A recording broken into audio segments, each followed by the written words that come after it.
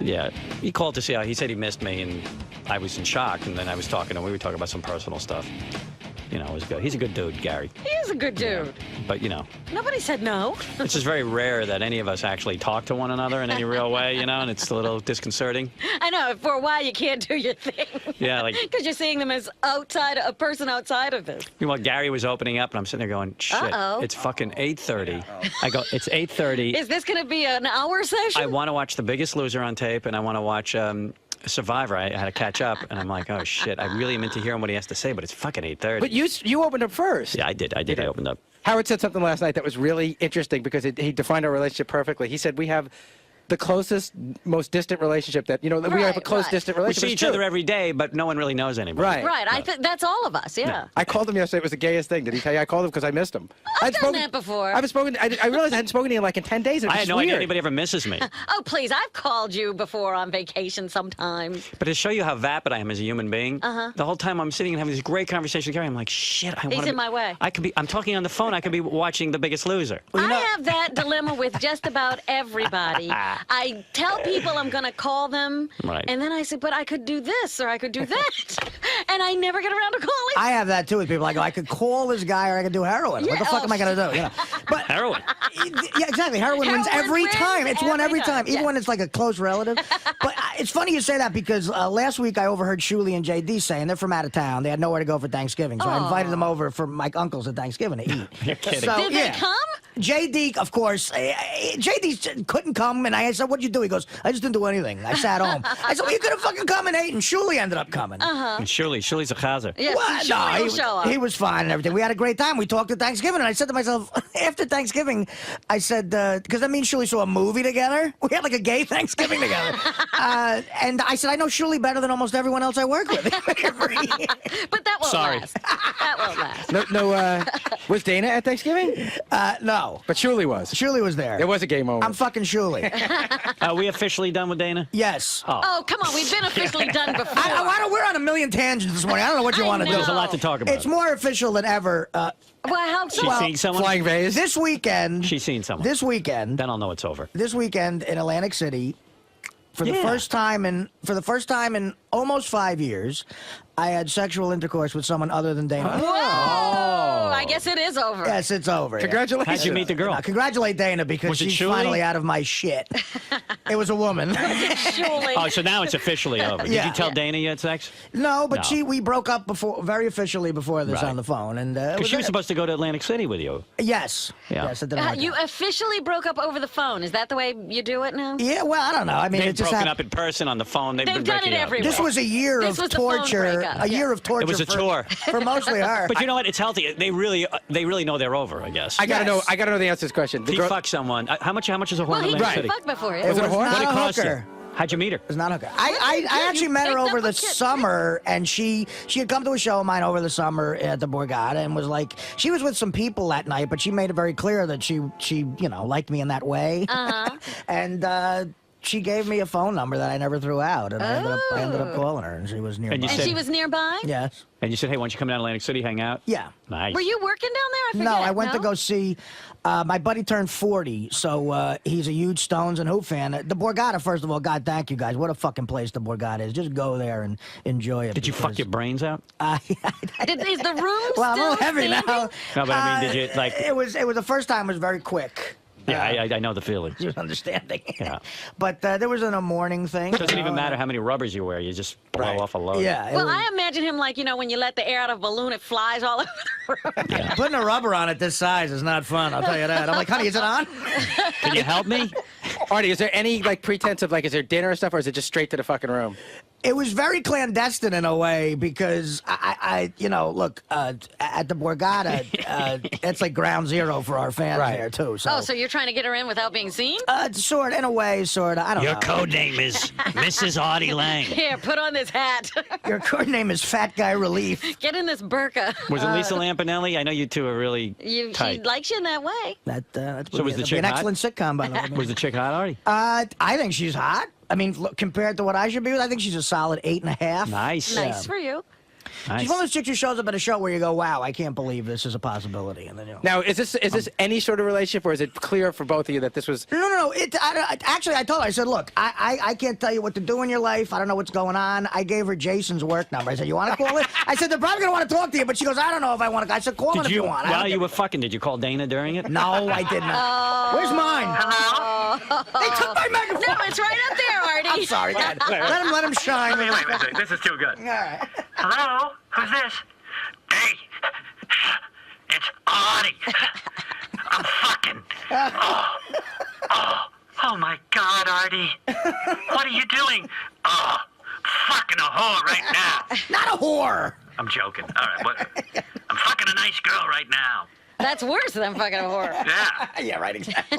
Dana's dealt with the whore fucking. Yeah, I thought you were being nice by saying she was a whore. So what do you think? You think you jumping into another relationship? No. Now, she what knows about that girl who won the date? God, she's adorable. She's been on my mind constantly. Really? Oh, she's adorable. You I love that haven't girl. called her, though. I No, almost I beat haven't. off to her last night. You get out. I swear.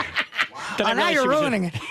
That chick was hot that I set you up with. She, no, I've been thinking about her. I haven't Very called her, cute, but she's yeah. as adorable as adorable. And can then get. what about that girl who was here that time who gave you a number? You got a lot. Oh, I got a whole numbers. lineup. Oh, no yeah. wonder you lost weight over Thanksgiving. Now I get it. You're a Yeah, he ladies' lost man. it fucking. I said I got to lose some No, of this. he doesn't want to be naked in front of but these chicks. I said I got to lose some of this. Pretty athletic in that room. That I'll tell you night. what happened. In Did a you way, leave your shirt on when you fucked this broad? Yeah, yes, I did. He left everything on. Did she say to you, Artie, take your shirt off? And you I were left like, on my Artie Lang's beer league shirt.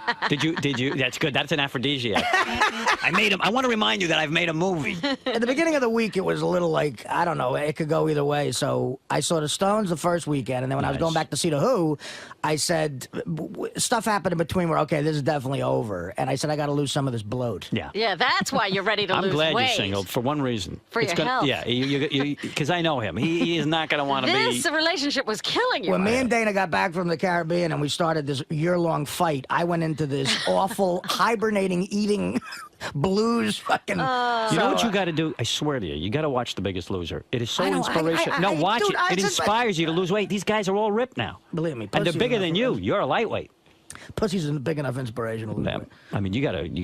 This is why I lost. 10 I honestly, pounds. to be honest with you, the broads is one thing, but I couldn't fucking, like, I basically know what it's like to be 300 pounds now.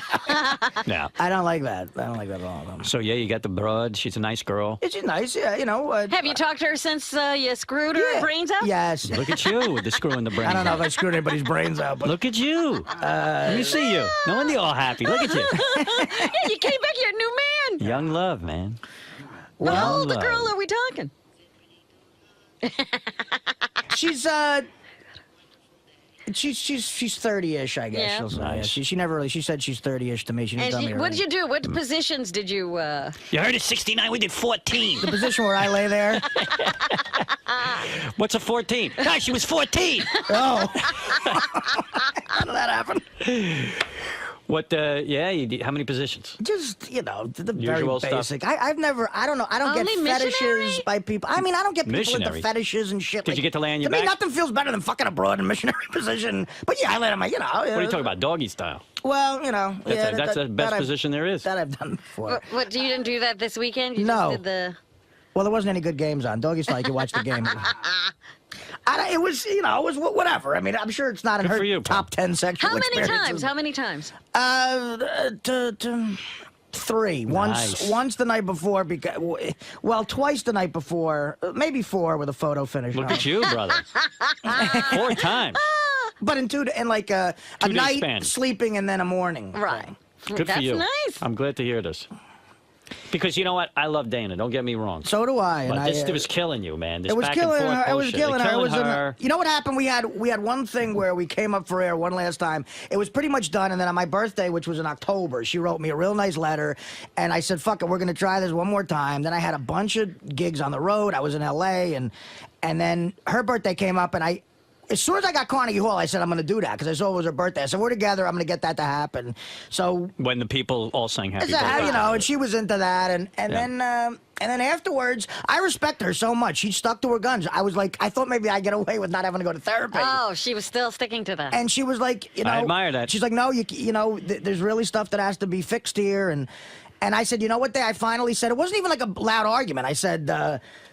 I feel like I'm getting pushed into doing something I don't want to do. I might resent you for that. I'm not ready to do this therapy thing. I don't want to do it, and I respect you for sticking to your guns with this, but if it's probably a done deal at this point, and she agreed. So that was it. Did you show this new girl your new watch, that $12,000 watch? Oh, she saw it a bunch of times. Yeah, she must have loved that. Well, that's what he leads with. Yeah.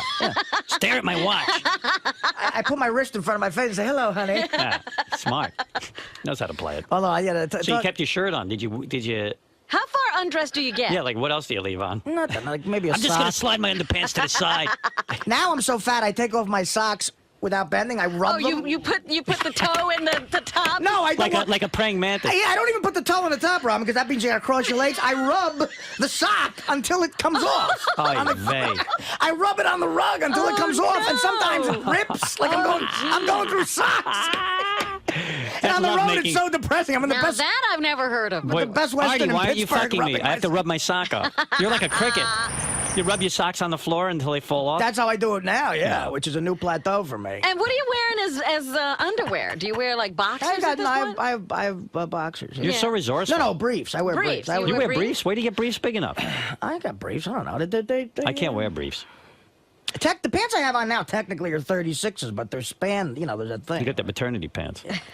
You're like a cricket, man. You rub your feet together and your socks fall off. That's the coolest. You know, you're so resourceful. You know, hey, you got to do it. You do what you got to do. Well, good for you. I mean, what does a girl do while you're rubbing your socks? She waits. It's like Viagra. You take it and you say, listen, you have to hold on for 5 minutes. I tell her, have a little champagne, honey. Everything will be fine. Does she make out with you? No. You know what they normally do? They vomit. Hey, what's going on over there? While you're rubbing your feet together, I'll go vomit. I'll take care of something, too. Yeah, a little champagne. Dana, I love when I rub my socks together. Well, honey, I'm somebody different. Would you stop bringing up Dana? Did you almost call her Dana a couple of times? Tell the truth. That can happen. No. And Dana didn't cross your mind? Yeah, well, you know, yeah, sure, a little bit. Why not? I'll tell you something. When you're fucking a new broad, you ever if you're a man, you don't think about any broad. You Well, after 5 years, Robin, I got to the point where I stopped thinking about Dana when I was fucking Dana. Right. Now's the time you might start thinking about it. I'm kidding. That was a joke. Of course. But will she Comedy's wind first. up- Dana knows I'm in love with the lady comedy first. Will she wind up in his Rolodex of women when he's rubbing one out? Oh, you mean Dana? Sure, Yeah. eventually. Yeah. She got my assistant's number, this girl. Is that right? She doesn't have your home number. Also, Doesn't have your cell talk phone. about a gig to get when you're single. I'm finalizing this. I just got offered doing stand-up at a private party at the Playboy Mansion. Oh, Artie. On the Grotto, 200 supposed like heavy hitter corporation guys spent like I don't know how many thousands for each ticket, and I'm the MC of the night. And are they going to have bunnies just running around? Who's gonna get us drinks? But there's supposed to be a couple of good bands too. They wouldn't tell me the name of the band doing it, but it's like one of those private functions. Nice. Bands, those guys get sucked off before you do. No, there better be an abundance of girls. There better be a broad for the MC. Right, there better be more women than men, right? But it's a good amount of money too, you know. So it's bonus. I've never been in the Playboy Mansion before. I might have to go with you. Make sure you're in Wait a big minute, you trouble. weren't with us when we went? I was a year before I got there. Big mistake. I remember watching the E! Show with Benji going in the grotto, the pool. But no, I That was missed it. 6 years ago. Yeah, I've been here didn't 5 realize years. Yep. Exactly 5 years. A couple of weeks ago. It was my 5th anniversary. Happy anniversary. Artie, I got to take a break. This is congratulations to you. I still haven't told you my Ed Bradley story. We haven't finished the Michael Richards tapes. Well, I was going to get into it, but I mean, we go off on tangents here. Well, yeah, I mean, there's everything. That's it. No, I mean, That's look, it? All right. whatever. I mean, Good for you, pal. And Dana, I love you to death, and I wish her But he nothing won't go but to the therapy best. for you. Nah, it's not that. It's not that. It's deeper than that. It's like she's. What do you mean it's deeper? That was it. I don't know. I think she's going to be better off without me. I'm positive. Well, especially since you won't go to therapy. Yes. Especially if fucking other girls. Believe me. Now I Again, know you it's always over. say like Dana could fucking, you know, you talk about us with broads, and Dana could walk into a bar and throw a rock and just fuck the first guy in. That's so, true. She ain't gonna worry about that. But Right. man, I don't know. You know. Yeah, but But I hope chicks nobody aren't gets like hit with a rock in a bar tonight in church. Dana could be fucking by But 11 this is a.m. you're officially putting the Chicks nail aren't in like the that. coffin by announcing you've had sex with I someone think this, else. yeah. I mean, Yeah. what? I mean, I don't think Dana's got a little bit too much pride to come back after this. You know. Yeah. Yeah. But it was a very you know, calculated thing, in that I said, well, if I do it and that happens, I'm going to say it, and it's over. You know. All right. Well, I look forward to Good meeting your for new you. girlfriend here. There's no I girlfriend. think No, that no. it's time for you two to move on. There's no new girlfriends. Actually, though, meeting you is one of the stipulations of her fucking me, so you don't mind, right? Maybe I would more. like to. Oh, well, she's right outside. I would love to. Let's bring her in. I happen to have a card on me.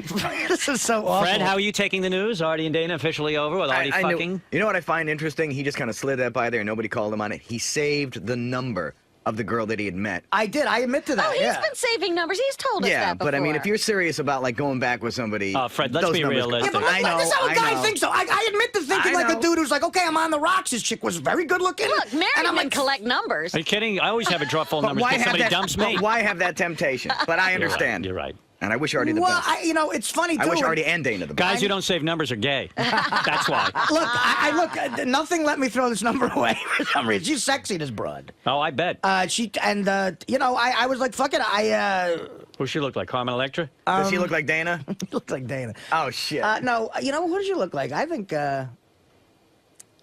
I thought she looks like a young Lauren Hutton. Oh, I She like really that. does, I The think. space between her teeth? Not that, but no, her eyes and her facial thing. Yeah, I like. Very sophisticated look. I wasn't. Well, she doesn't talk like Lauren Hutton. Picture Lauren Hutton with an insanely annoying Philly accent.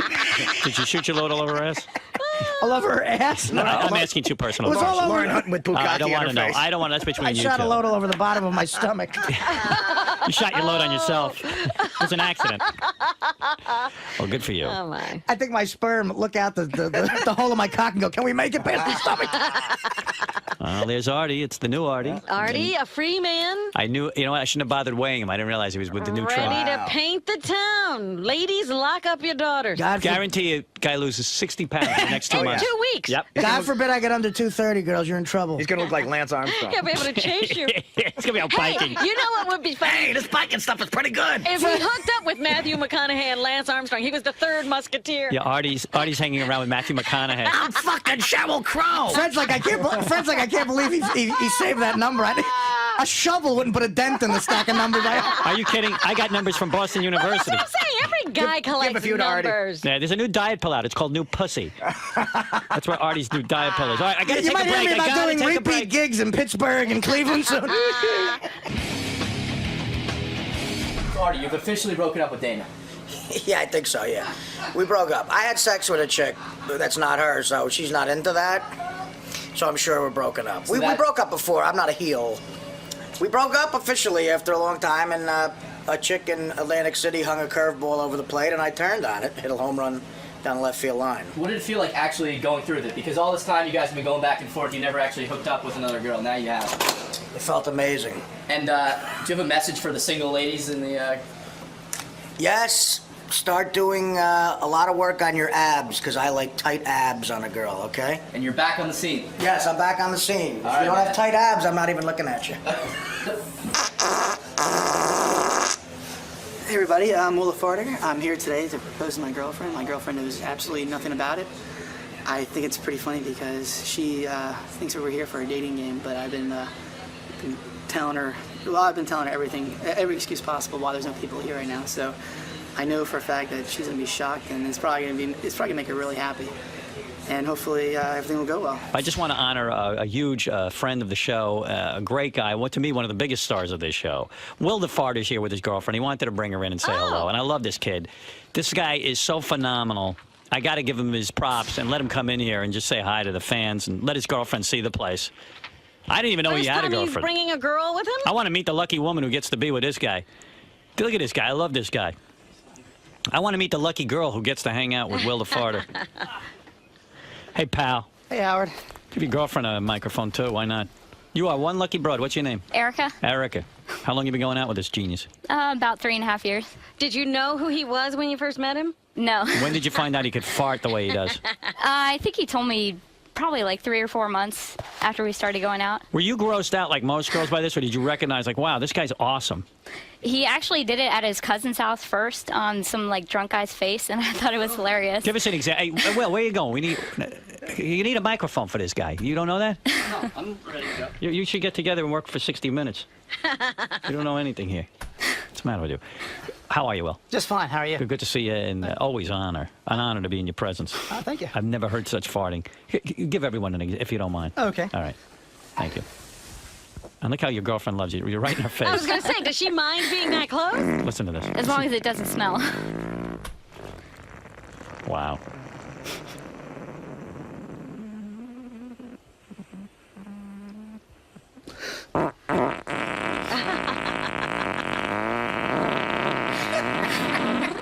You should have been at the Ed Bradley Memorial. Yeah, they didn't Instead have of Wynton anything like Marsalis. that. This is what we're going to do at your memorial. Please, Will, Yes. the day I go, if they have a memorial service for me, instead of Wynton Marsalis walking down playing when the Saints come marching in, why don't you just fart right down the aisle? I'll be there. You are so spectacular. I noticed when you fart, you put your ass almost in your girlfriend's face. And she just is so proud of you. Poor Erica. I've been closer before, I tell you the truth. Have you ever farted in her face? You farted Yeah. on her? Why does he fart in your face? How does that all occur? He actually just came in to say goodnight to me one night, and he decided he was going to fart on my face. Did you like it or you didn't care? No. No. I was No. pretty mad at him. Yeah, that was. Yeah. That didn't go over well. How long No. you two kids been going out? 3 years, they Yeah, said. 3 years. 3 years? You ever get jealous because he's Will the Farter and, like, you know, he could have any girl he wants probably with that kind of talent? No, not really. He's Yeah. good to me. You're dating the Mozart of the Howard Stern show. Yeah. I hate to tell you. So the first time you saw him do this, there's a couple of months you were going out with him. Yeah. And you were at a party, you said. Yeah, at And- his cousin's house. And he just, like, all of a sudden, and we were like, wow. Yeah, I thought it was hysterical. Yeah, right? Yeah, the guy was totally passed out drunk on the floor, and he was like, watch this. Was your cousin, you say, or just a friend? It was some. His name is Grimsley, and He was pretty much. passed out? Well, we were feeding him beers pretty much, and he's like, "Oh yeah, for a 30-pack, you can do whatever you want." Right. And I started farting in his face, and then he finally got drunk, and me and my cousin were taking turns farting on him. Oh, I wish I'd been there. Is your cousin a good farter too? Well, he can't do what I can do, but his absolutely stink. Oh. They're very nasty. Not too many guys can do what Will does. So you thought it was funny. Instead of getting grossed out and saying this guy's an asshole, you recognize how great it is. Yeah. You're a special girl. I like that. Well, it's sort of like Billy Joel was dating a chick for a few months, and all of a sudden they're at a party with a piano, and he goes, "Watch this." Watch this. And then you see what he can do, and you fall in love all over again. It's like a superpower. Yeah. Have you tried to learn this ability? Have you ever said to Will, gee, I would like to learn how to do this? No, I give him all the credit for the Yeah. farting. Give me a blast right now. I got to hear one. Will, give me the best one you can muster up right on That your was girlfriend. pretty good, that first one. I want to hear one more. I'm sorry. Listen to that.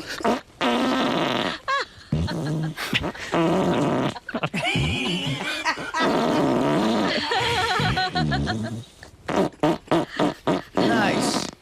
You can you could go to any party and win everyone over. Because there's a lot of So- He's people. the life of everybody. He's still going. He's still going. Right on his girlfriend. Will, is it stink? Will Murray, is it stink? He's actually not bad today. It's not bad today. Does he ever blast you one, like when you're under the covers, the Dutch oven concept? Yeah. He does. Yeah, he actually woke me up one night because the smell was so bad. Wow. That was awful. Well, Will, it's great seeing you. I understand you wanted to say something about the show, or you wanted to make a statement of some sort. Do you know what the statement is? I'm sorry, Did what is you your know name he again? had something he wanted to say here? He was making a statement today? Yeah, Erica. No. Did you know? What is your statement, Will? Well, to tell you the truth. Oh, I'm stuck. Keep your headphones on, please. Nice. Oh, my goodness. Well, hold on a second. What? No.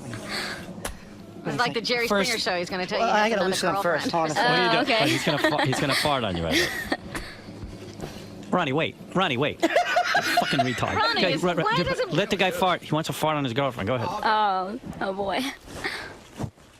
Why don't you just say what you have to say? Forget the Yeah, fart. because now he's nervous. Yeah, go ahead and say It's something. all clinched up.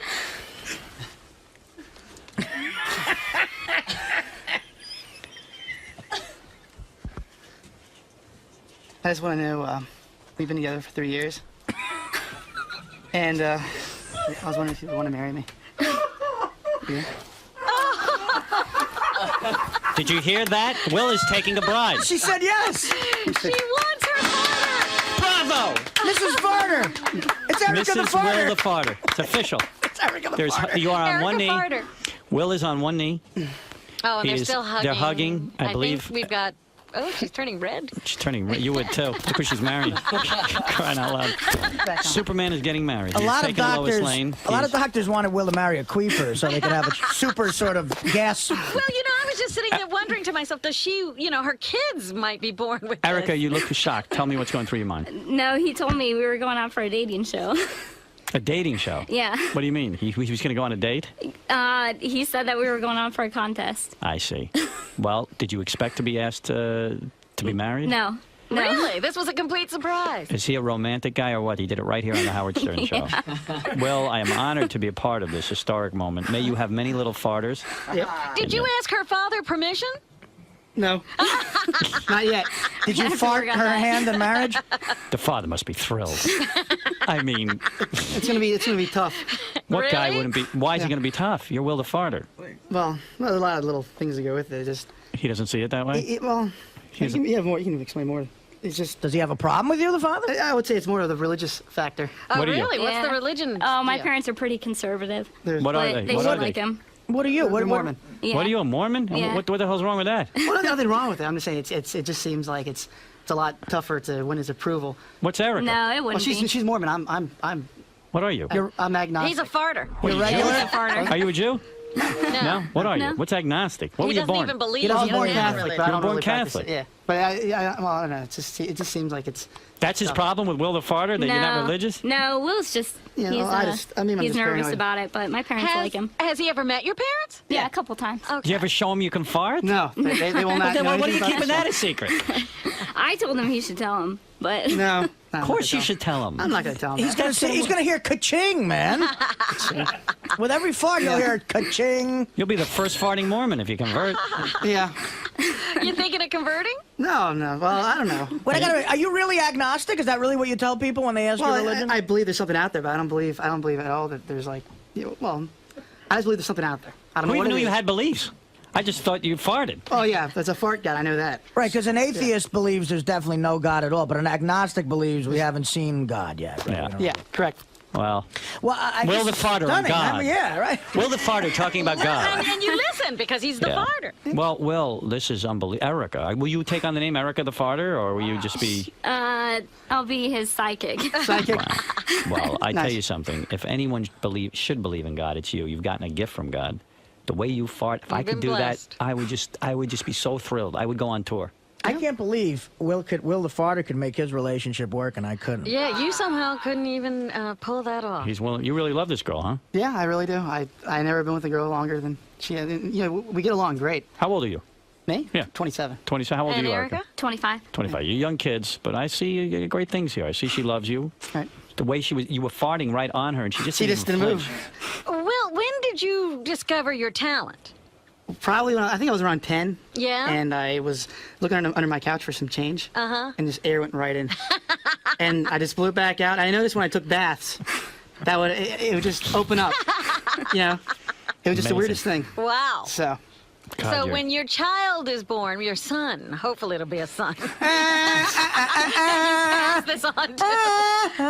Well, I hope that if I do have a son, he'll be born with an asshole because I wasn't. So. Oh, you're kidding. Is that true? Yeah, I was born. I didn't know there was a condition for it, but I did not have the Hole. Yeah. So maybe that's where your abilities come from. Well, I actually see other people who have this, and Well, how'd you get an asshole, though? Well, I guess doctors went to college to figure out how to cut an asshole out. I don't know. Wow. Did you have all the connections from your duty so that the duty can flow out of your asshole? Or did you have to create that they too? reworked the plumbing. a Did they? doctor literally In ripped other you a new words, asshole. You not only didn't have an asshole, but there was nowhere for the duty to go. No I anus had a at all. colostomy for like I don't know, a year or two. Wow. Yeah. You know, you took lemons and made lemonade. You overcame your disability and became a superstar. Now look at you. So. Well, that's clearly where it comes Yeah. from. Yeah. They ripped him an asshole that A super asshole. He has a different asshole than us. He has a super asshole. Have you ever seen his asshole, Erica? No. You've never given him a rim job or anything? Super asshole. He's got a bionic ass. Did they have to give you a crack and everything, like a whole? I have seen it, and it doesn't look right. Really? Yes. He's got a $6 million. It looks bizarre. When you make See it. What the fuck does it look like? when you make a duty, is it normal? Yeah, it's normal. I actually one time I thought I had something like not natural going on there. I actually took a picture, and it looked like something out of of a science fiction novel. It was just I don't know what it was. Look like Siobhan's vagina. He's the 6 million fart man. But Well, listen, this is a happy occasion. Wow. I didn't know you were born without an asshole, and maybe this is where it all comes from. He's got a bionic asshole, When man. you bend over and all of a sudden air just whips into your asshole, it's because you don't have a normal ass. And in a way, scientists invented you. Right. Oh, my God. No you're- wonder you're so good. I wonder if I could You're ask awesome. for Mike. If I have a son, could I ask for him to get this new asshole? Like, No, in a way, he's like future man. Like science made him better. yeah. God. That's amazing. We never knew that. that in all this time. Oh, really? I think I'm pretty sure I said something about it, but I think Really? that was probably in the first time I was That's the here. kind of thing we let pass. Yeah. We didn't know that. We didn't know you were born without an asshole.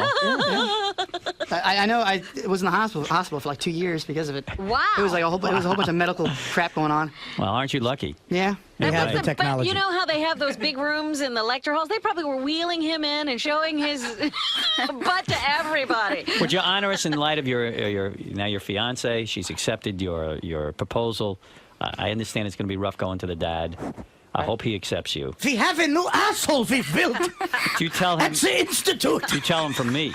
You are a great man, and he must recognize greatness. Not that the whole world And doesn't. you love his daughter. Yeah, and you love his. I could see the love. Yeah. Congratulations to you two. Give us one last blast, and do it on Erica, your fiance. Do it on Erica. Yeah. Here we go. She loves it. She can't get enough.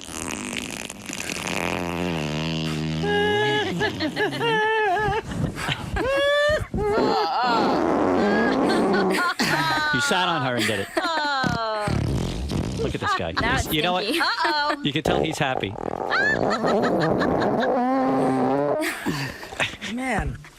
It's a big day. He's fighting it out. Wow. Look at the force. Look at For the the rest energy. of your life. This is going to be it. I now pronounce you man and wife.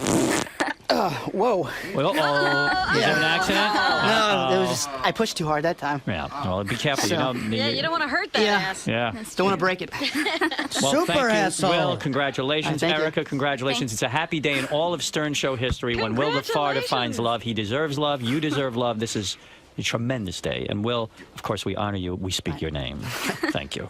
Will the Farter, everyone, and his fiancee, Erica. She's just accepted a proposal from one of the greatest men that ever lived. Will the Farter. He's Pooper Man.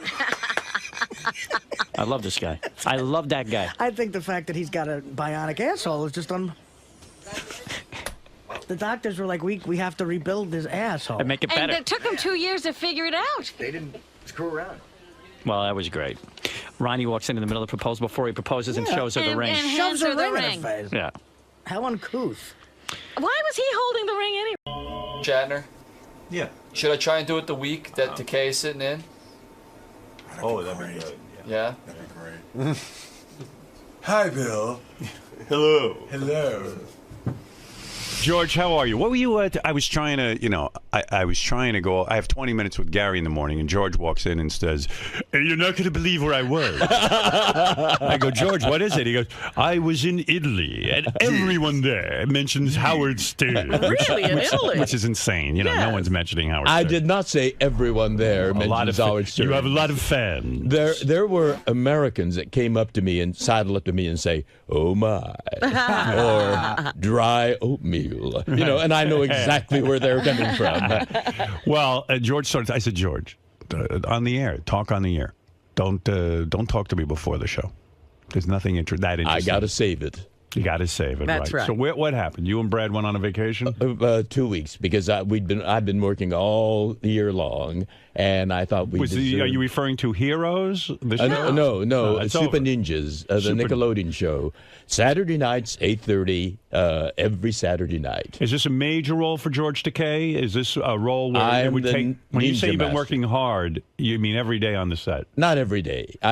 It's like Charlie's Angels. I'm Charlie. Right. I'm the ninja master, and I've taught my grandson, his buddy, and his blonde crush how to be ninjas. Right. And in the dark of the night, within the shadows, not getting any credit for it, they right the wrongs of the world. Superheroes. So it's, like at most, the ordinary episodes, at most 3 days. Right. But when... But it keeps you in town. It You keeps can't me get in away. town. I can't get out. Right. They're the additional dialogue recording and all Now, that. where did you go? So you and Brad went somewhere in Italy. We went to Milano, Venezia, Firenze, Roma, and Gary what's said so you funny? got. Gary said you got to.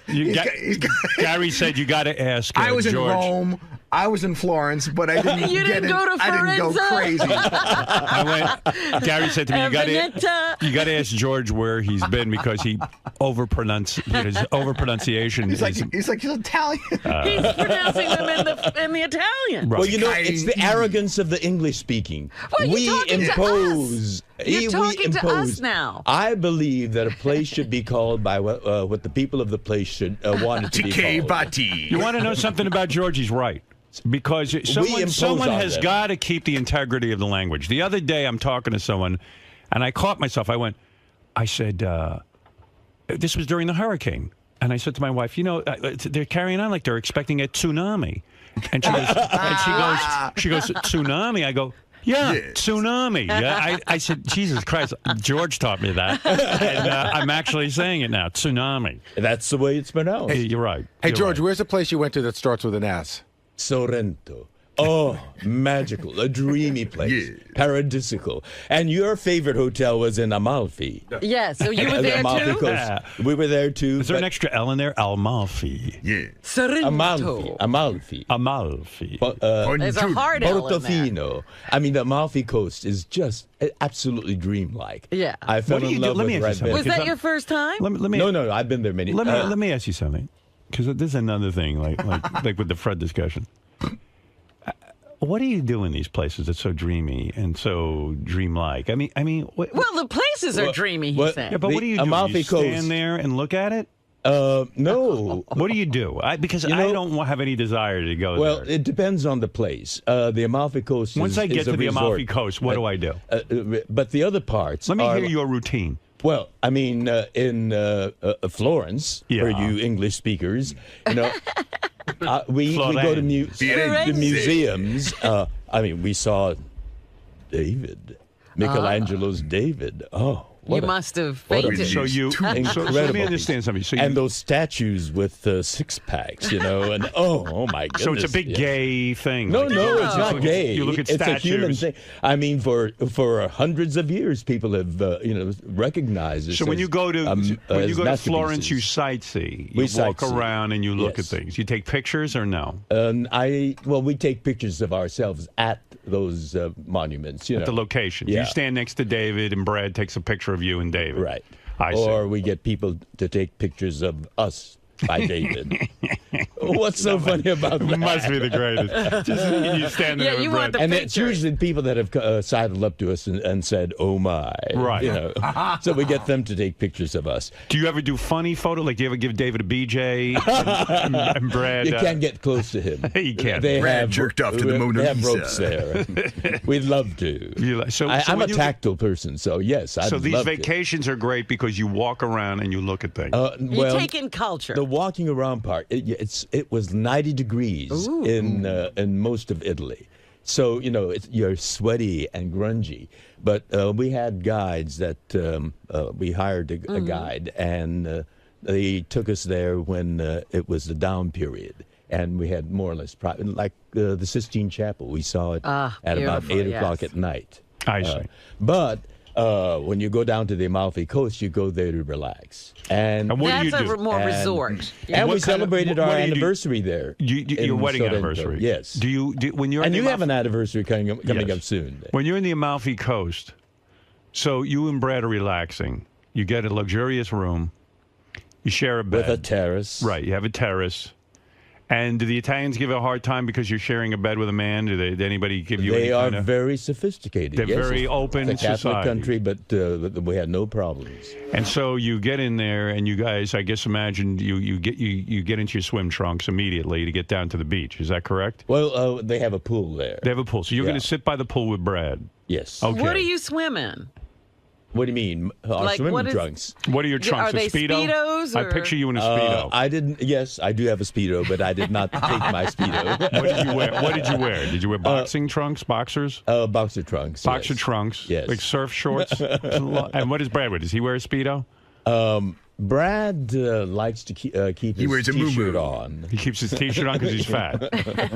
Well, he doesn't like me to use that word. Right. But he's substantial, yes. Right.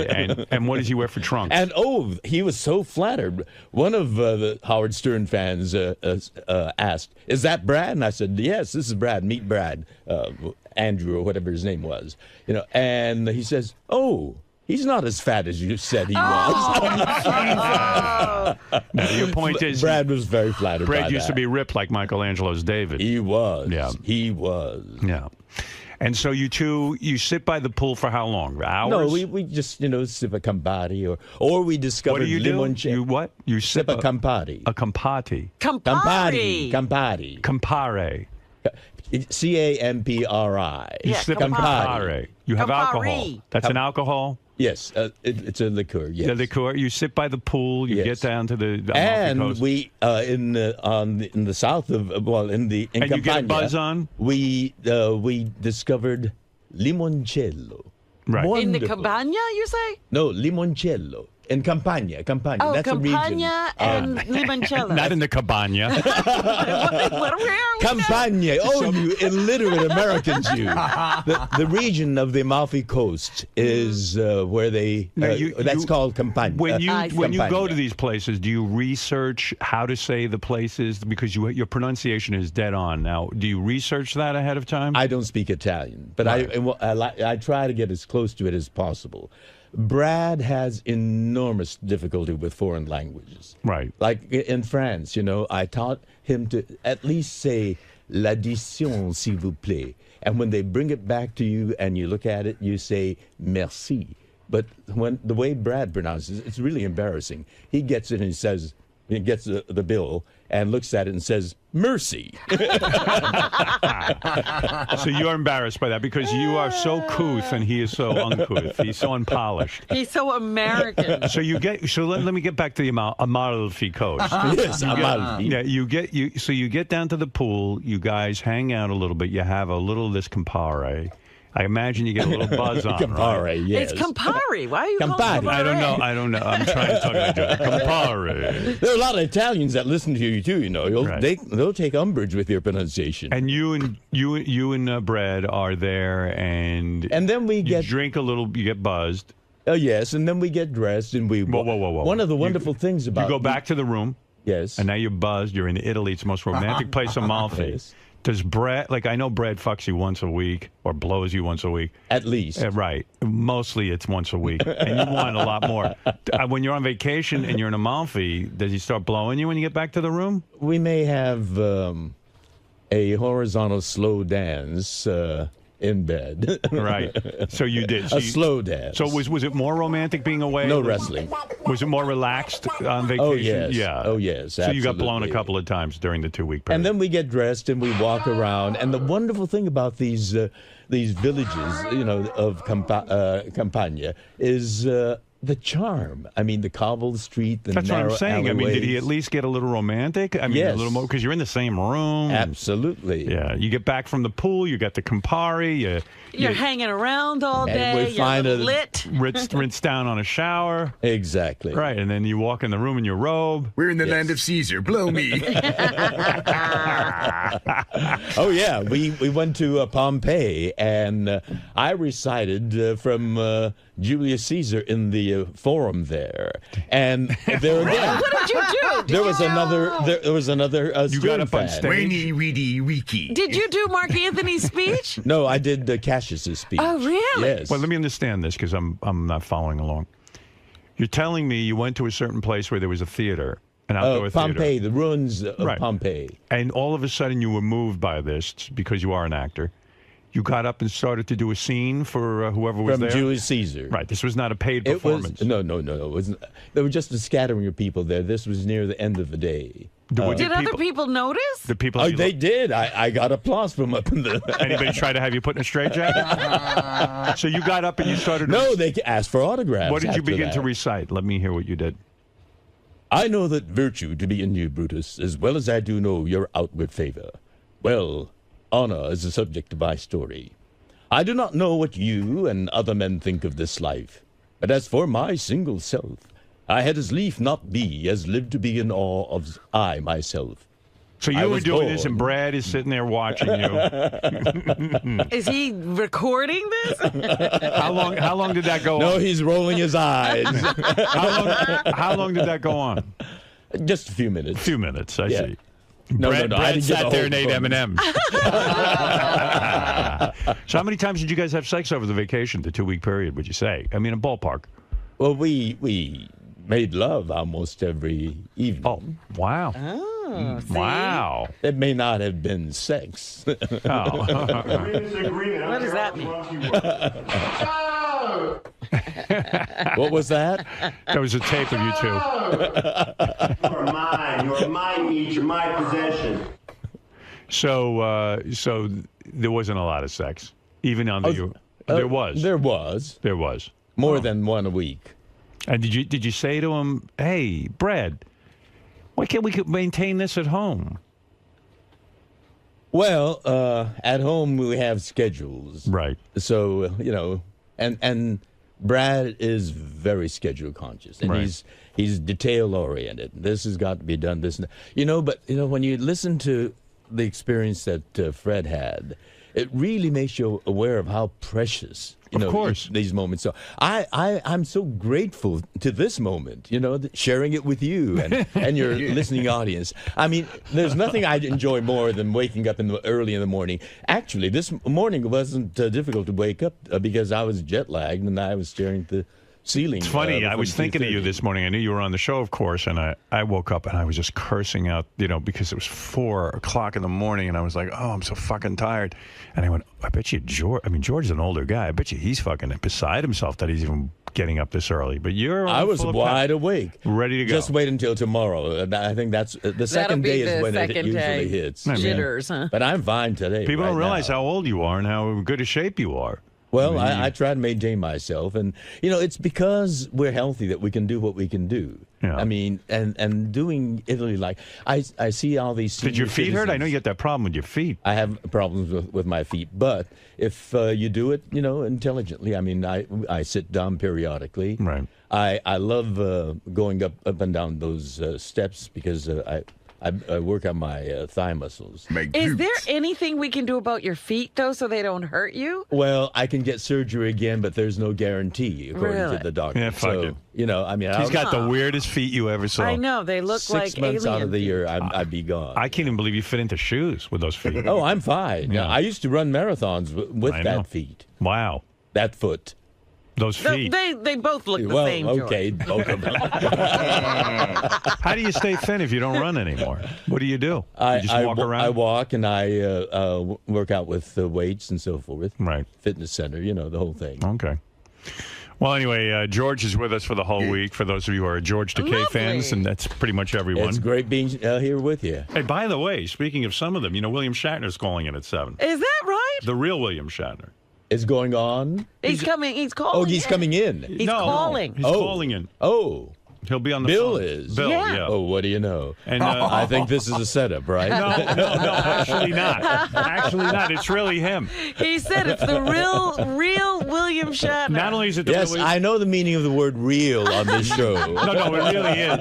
It really is. How are we Will. going to convince George? Really, really, really is. I know, yes. He was scheduled to call and he's promoting something, and you were, of course, scheduled to be. It wasn't a setup. I if you got him in the studio, That would be then something. I would believe it. Right. Because you did have Maybe him even in the not studio then. when I phoned in once. You Right. got me to phone in. But when you have people phoning in, No, but I really- know that it's a real one. No, yes. it'll really be him. You'll see. Here's your Shatner stuff. So new book, new album. You can see all the songs that he covers there, including Space Cowboy, Rocket Man, Space Oddity. He does a Bohemian Rhapsody. Rocket Man's old. He did Rocket Man years ago. This is a new Rocket Man. Yeah. So passed my supposedly he's earned about $600 million from that Priceline.com deal. Is that true? Well, that stock at one point was trading obviously at $2 a share. It's now, when I looked it up on Thursday, it was trading at $526 a share. Gare. Priceline? Gare. $526 a share. Wow. He was very upset that shit my dad says was canceled after a year. Wasn't sure why. See, he's treated like a hero when he goes to the Comic-Con conventions. He supposedly charges Why? Because of Star Trek? Yeah, he supposedly charges $75 for an autograph and $95 to pose for a picture with a fan, for a professional picture with a fan. He has that Shatner Raw Nervous, that interview show he does on Bio. Right. He interviewed one of the snipers from Washington, D.C., and that whole thing, which was like a big get. Like, no news agency was even able to get them. Must have been a Star Trek fan. He says he's finally admitted that he thinks he's too old to be in J.J. Abrams' Star Trek movies. He doesn't think it would work. He set his principal's car on fire in high school, and he also said he was very lonely growing up. And his father didn't want him to become an actor. And he just turned 80. It's amazing. William Shatner is a very big star. He is always promoting something. He's a hardworking man. And despite what George thinks, George was booked to come here, and William Shatner was booked. I did not do any kind of setup. This was not a plan. Yeah. Bill. Howard, that conversation was unbelievable. You know, isn't that something? That is a classic, man. That is unbelievable. It is very funny. In fact, it's odd because I looked over and, you know, and honestly, I did not plan it this way, but George is here. You know, he comes in and does announcing for us.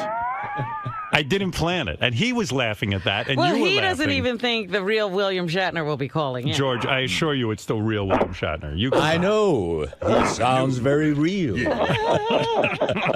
we go again. Here we go again. Yeah, well, you know, You're very good, Bill. I'll play along. No, it really is Bill. Yes, of course it is. It is. It's Bill. Hi, Bill. How are you? Cops are after me. Open the studio with your George, do you not believe that's William Shatner?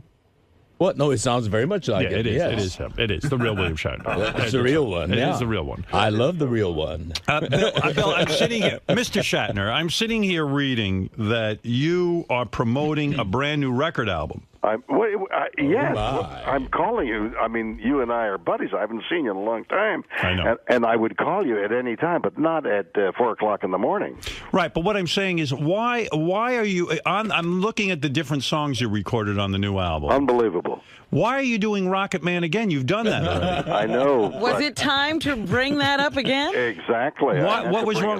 So that, but that isn't the only song. My God, man, Ian Pace is on the record. It's called "Seeking Major Tom," and it drops October the 11th. And Bootsy Collins and Patrick Moraz. Hey, Brad Paisley, Sheryl Crow, and Lyle Lovett are on the record. There's never been a collection of musicians that have been on one record. Ernie Watts, Warren Haynes. But why did you record Rocket Man a second time? I mean, Richie Blackmore, Candace Knight. Are you kidding me? Is Rocket Man like the only song you know? Frampton, John Welton, Wayne Kramer, Carmen Appice. Come on, all these people. Carmen Appice. Appice, yes. What did he just say? Appice, but I'm not sure. Maybe he's right. Bill. Has Carmen ever told you how to pronounce his name? Bill, why? Has Carmen ever asked you to pronounce his name? No. No, me neither. So how do you know? I don't know.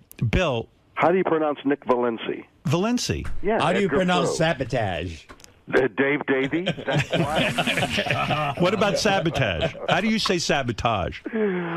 Which do you say, honestly, Bill? Sabotage or sabotage? That's the way. I'm calling you from Toronto, and it's sabotage up here. So, where did you learn the expression, my record drops? Yeah, I that know. was interesting. And why does it drop October 4th, October the 11th on a Tuesday? And the book, Shatner Rules, which is a great book about the power of saying yes, drops October 4th. Why do they use those terms? Did you write this book, Bill? Why on a Tuesday? Bill, did you write the book, or do you have so many books out? I wrote the book. Who else could write the book? Right. This is not a novel, though. It doesn't sound like a novel. No, it's a book about things that I've done and the power of saying yes.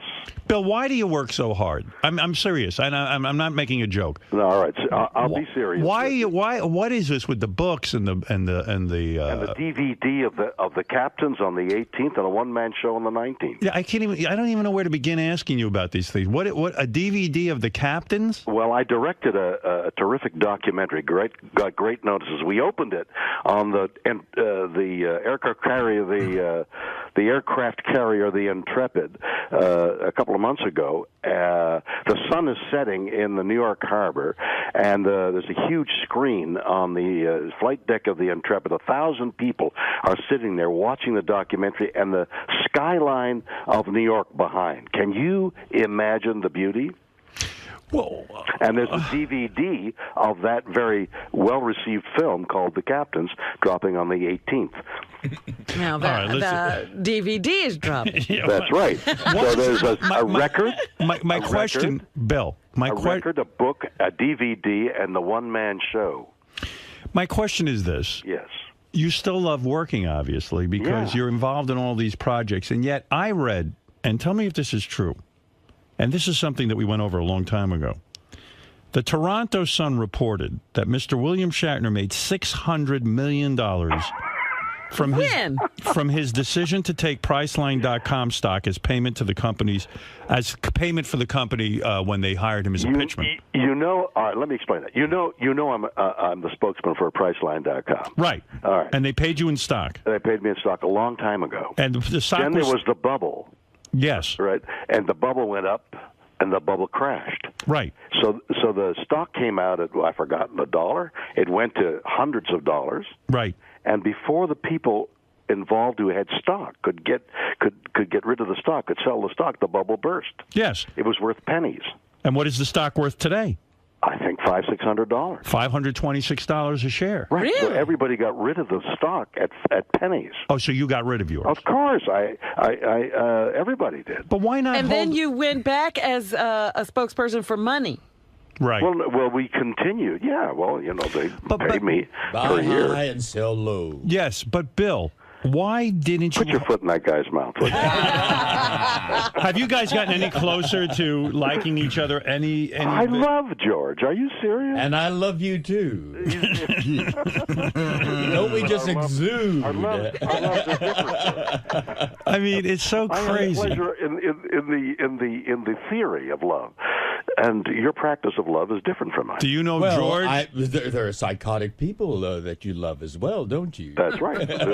There are iconic people that we love together. That's true. Have you guys ever run into each other anywhere? No, the only way he'd run into me is with a car. Did you run into me last month? Did I run into you last month? Yes. No. Oh there you are. This is the real Bill Shatner. So what happened, the George? real. Let me ask you something. What is that? You were at that Las Vegas that's absurd. convention. Did I run into you? No, that's the real Shatner. George, that's absurd. Did you see Bill Shatner last month? I did. At Where a did Star Trek convention at a Star in Trek Las Vegas, and we crossed in the hallway. We crossed paths. Bill didn't even notice you. I didn't notice him. It was the real Bill, the very real flesh and blood Bill. Did you say hello? Who said hi, George? And I looked, because I was in conversation. And I looked and I said, "Oh, hi, Bill," and we were like ships in the night. That was it. Yeah, that was it. Bill, do you not remember that? Well, I was directing a documentary for 5 days called the documentary is called Fanatics, and it's a look at why fans come to conventions, and it's going to be another, I think, a terrific film that once we finish editing it. But Bill, and I was immersed as a director in a film. I was paying attention to nobody. So in other words, you don't remember running into George at all? No, actually I don't, and that's the real Bill. I love that you two have this feud. I love it. I don't have a feud. I don't know what's the matter with George. He only thinks I'm psychotic, and he doesn't understand me. But George, that makes you interesting. Your psychoses make you interesting. So you two did in fact run into each other, but it was such a non-event. Did you? Well, he was the one that recognized me and said, "Hi, George." The convention hall hallways, they're really wide hallways, and I had about 3 or 4 people around me. Yeah, sycophants, I believe they call them. Sycophants. Right. No, they were the people that were with the convention, and they hustle. Do you resent that Bill gets way more money for his appearance? No. He was the star of the show. Do you know that Captain Kirk? Bill, is it true that you get $75 for an autograph and $95 to pose for professional photos with fans? We don't do that kind of thing. You don't? Well, I mean, professionally, that's a sort of a cheap thing that people. But there was this whole wait a minute, Bill, Yeah. because there was this whole list of charges that were put into an ad we were reading. I can't control those ads. I mean, my hands are tied. George, all I what can do is The genuine Bill Shatner for a does book that. called. All I can do is conduct publicity for a book called Shatner Rules. Shatner Rules, October 4th. George, what do you charge for your autograph? I think no, I don't charge. It's the convention that charges it. I think they charge 45. 45. So Bill gets 75. Twice. Wow. But remember, there was also like a private reception with Bill for like $500. What has this turned into? I don't know. I'm just trying to find out what's Howard Stern got $100 million. Let's talk about that. Do you notice how cheap the programming is? Bill, my point is you don't have to work that hard. That was what I was saying. You have a lot of money. Point. I don't. But by the same token, Howard, you're doing, what, 5 a week? No, three. Oh, really? What's happening on the other 2 days? I'm relaxing. What are you doing? I'm resting up. Right. With your feet elevated because your ankles are swollen. Oh, they actually are. You have no idea. Well, I mean, cut some hair. I mean, God, why are you working so hard, Howard? I'm not, actually. You got $100 million. The rest of us are running around trying to sign an autograph. In other words, your point is it isn't about the money. You enjoy working. Listen, this book is sensitive. All right, the book is called Shatner Rules. The record is unbelievable. Shatner Rules. Your guy. I don't believe it. That's how unbelievable it is. What don't you believe? What don't you believe? He said it was unbelievable, so I'm agreeing with him. Bill Shatner's new book, Shatner Rules, your guide to understanding the Shatner verse, so to speak, and the world at large, is in stores October 4th. Bill, it drops. And that's exactly with a right. thud. And what drops, Howard, what drops October the 11th? Bill's new album, Seeking Major Tom, hits stores October 11th. I haven't heard any of the tracks, but How it does. come we're not playing tracks? I don't have it. You don't have it yet, but it's coming out. It'll be out there in the next few days. Well, will you come in and sing a song I'm for coming us? to New York. I'm coming to New York to do publicity for it, and you'll drop a song. And I don't think George will be here. I don't think I'll come then. You want to be here when George is here. I got to be there when George is there. Right. Well, let me just tell you, I'll update you on George since you guys never talked. George just got back from the Amalfi Coast. He went on a romantic 2 weeks with his husband, Brad. Oh, great! That's the gentleman he married without inviting me. Right. That's right. You did get an invitation, Brad, Bill. See, now there. And you made a big issue of I've been it. talking about. And by the way, Bill, He's confusing me with Brad, and that's the problem.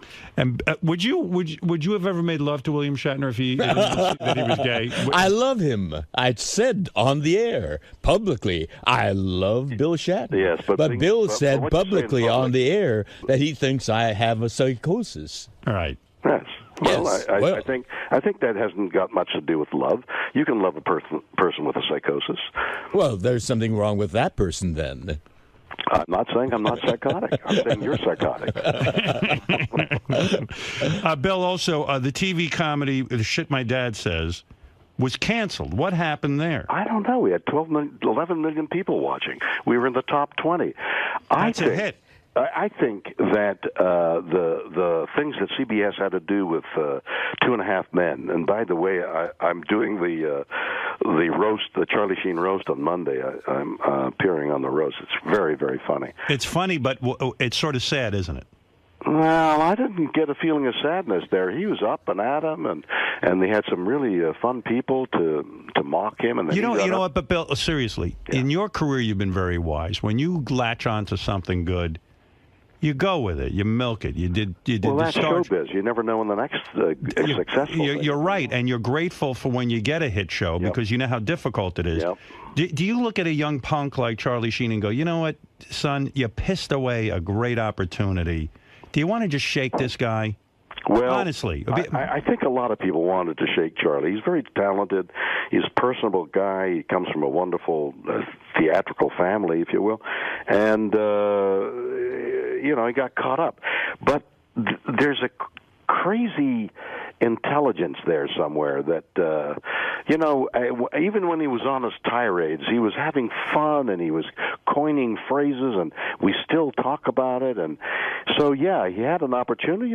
He was there 8 years. I presume he saved some money. I mean, he was being paid so much. Right. But when you see a guy like that spin out of control, you know that it's like, you know what, you should count your blessings sometimes and say, wow, I'm a lucky guy.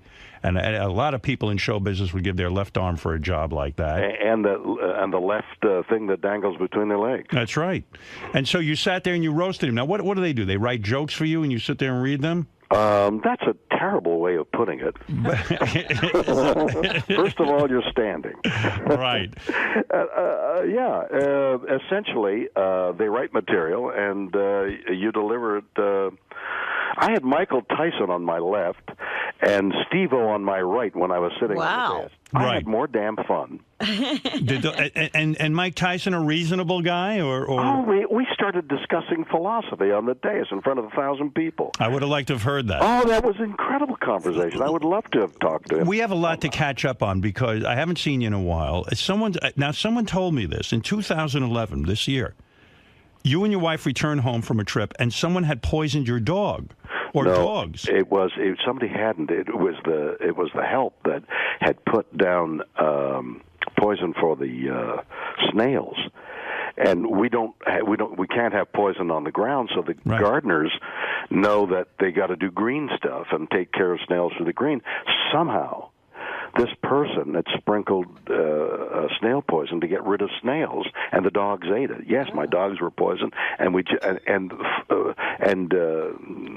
happenstance was I was landing at the very moment they were being brought into an emergency hospital. I was landing in LAX. I rushed over there, and in a couple of days, with their intensive care, we saved both dogs. Oh, you did? That's wonderful. Someone told me you originally reported to the police that you suspected George Takei did this. I didn't think George would use poison. I think George would. I love you too much. Spill his seed all over my. Do you seriously? That's a very traumatic thing, actually. Oh my God! My dogs are my wife and I. Our dogs are our kids. I mean, it was horrible. And you know what else I learned about you? I didn't know you were very close with Sandra Bullock and Jesse James. Those are your good friends. I was at their wedding. How does that happen? How do you know them? Is your question? No, how do you know have such a close relationship with Are them? you friends with Jesse or Sandra? Both of them are my closest bosom friends. I don't have any better friends than Jesse and Sandra. Is that true? No. Oh, but I did 2 movies with Sandra. Right. I see. So you were invited to the wedding. Yeah. I didn't know Jesse, and you talk about pissed opportunity, but you more than anyone knows what it's like to be can conceive what it's like to be in somebody else's motorcycle boots. You don't know what the dynamics are and what each personality is doing. I'm sure you said to yourself at the wedding, even these two don't belong together. If ever there was a mismatch. At first glance, no, it doesn't seem like it. But who knows what Sandra's thinking? There's an intense guy, bad boy. I mean, how attractive that must have been. She was deeply in love with him, as I'm sure he was with her, because she's a very lovable person.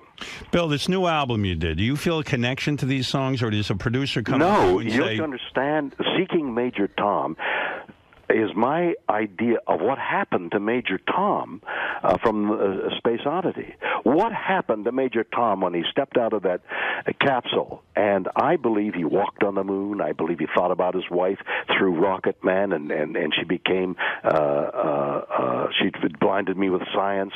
He's a space cowboy. He goes to heaven. In the Sinatra song, he goes to hell with Iron Man. I mean, it's a monumental record. So it's that is going to knock you off your socks. What? It's a concept album. It's a concept album with 20 songs that I think are stupendous. I'm just wondering if Bill picks these songs or some producer. I'm assuming. Whose idea was this? Yeah, whose idea was this? Mine.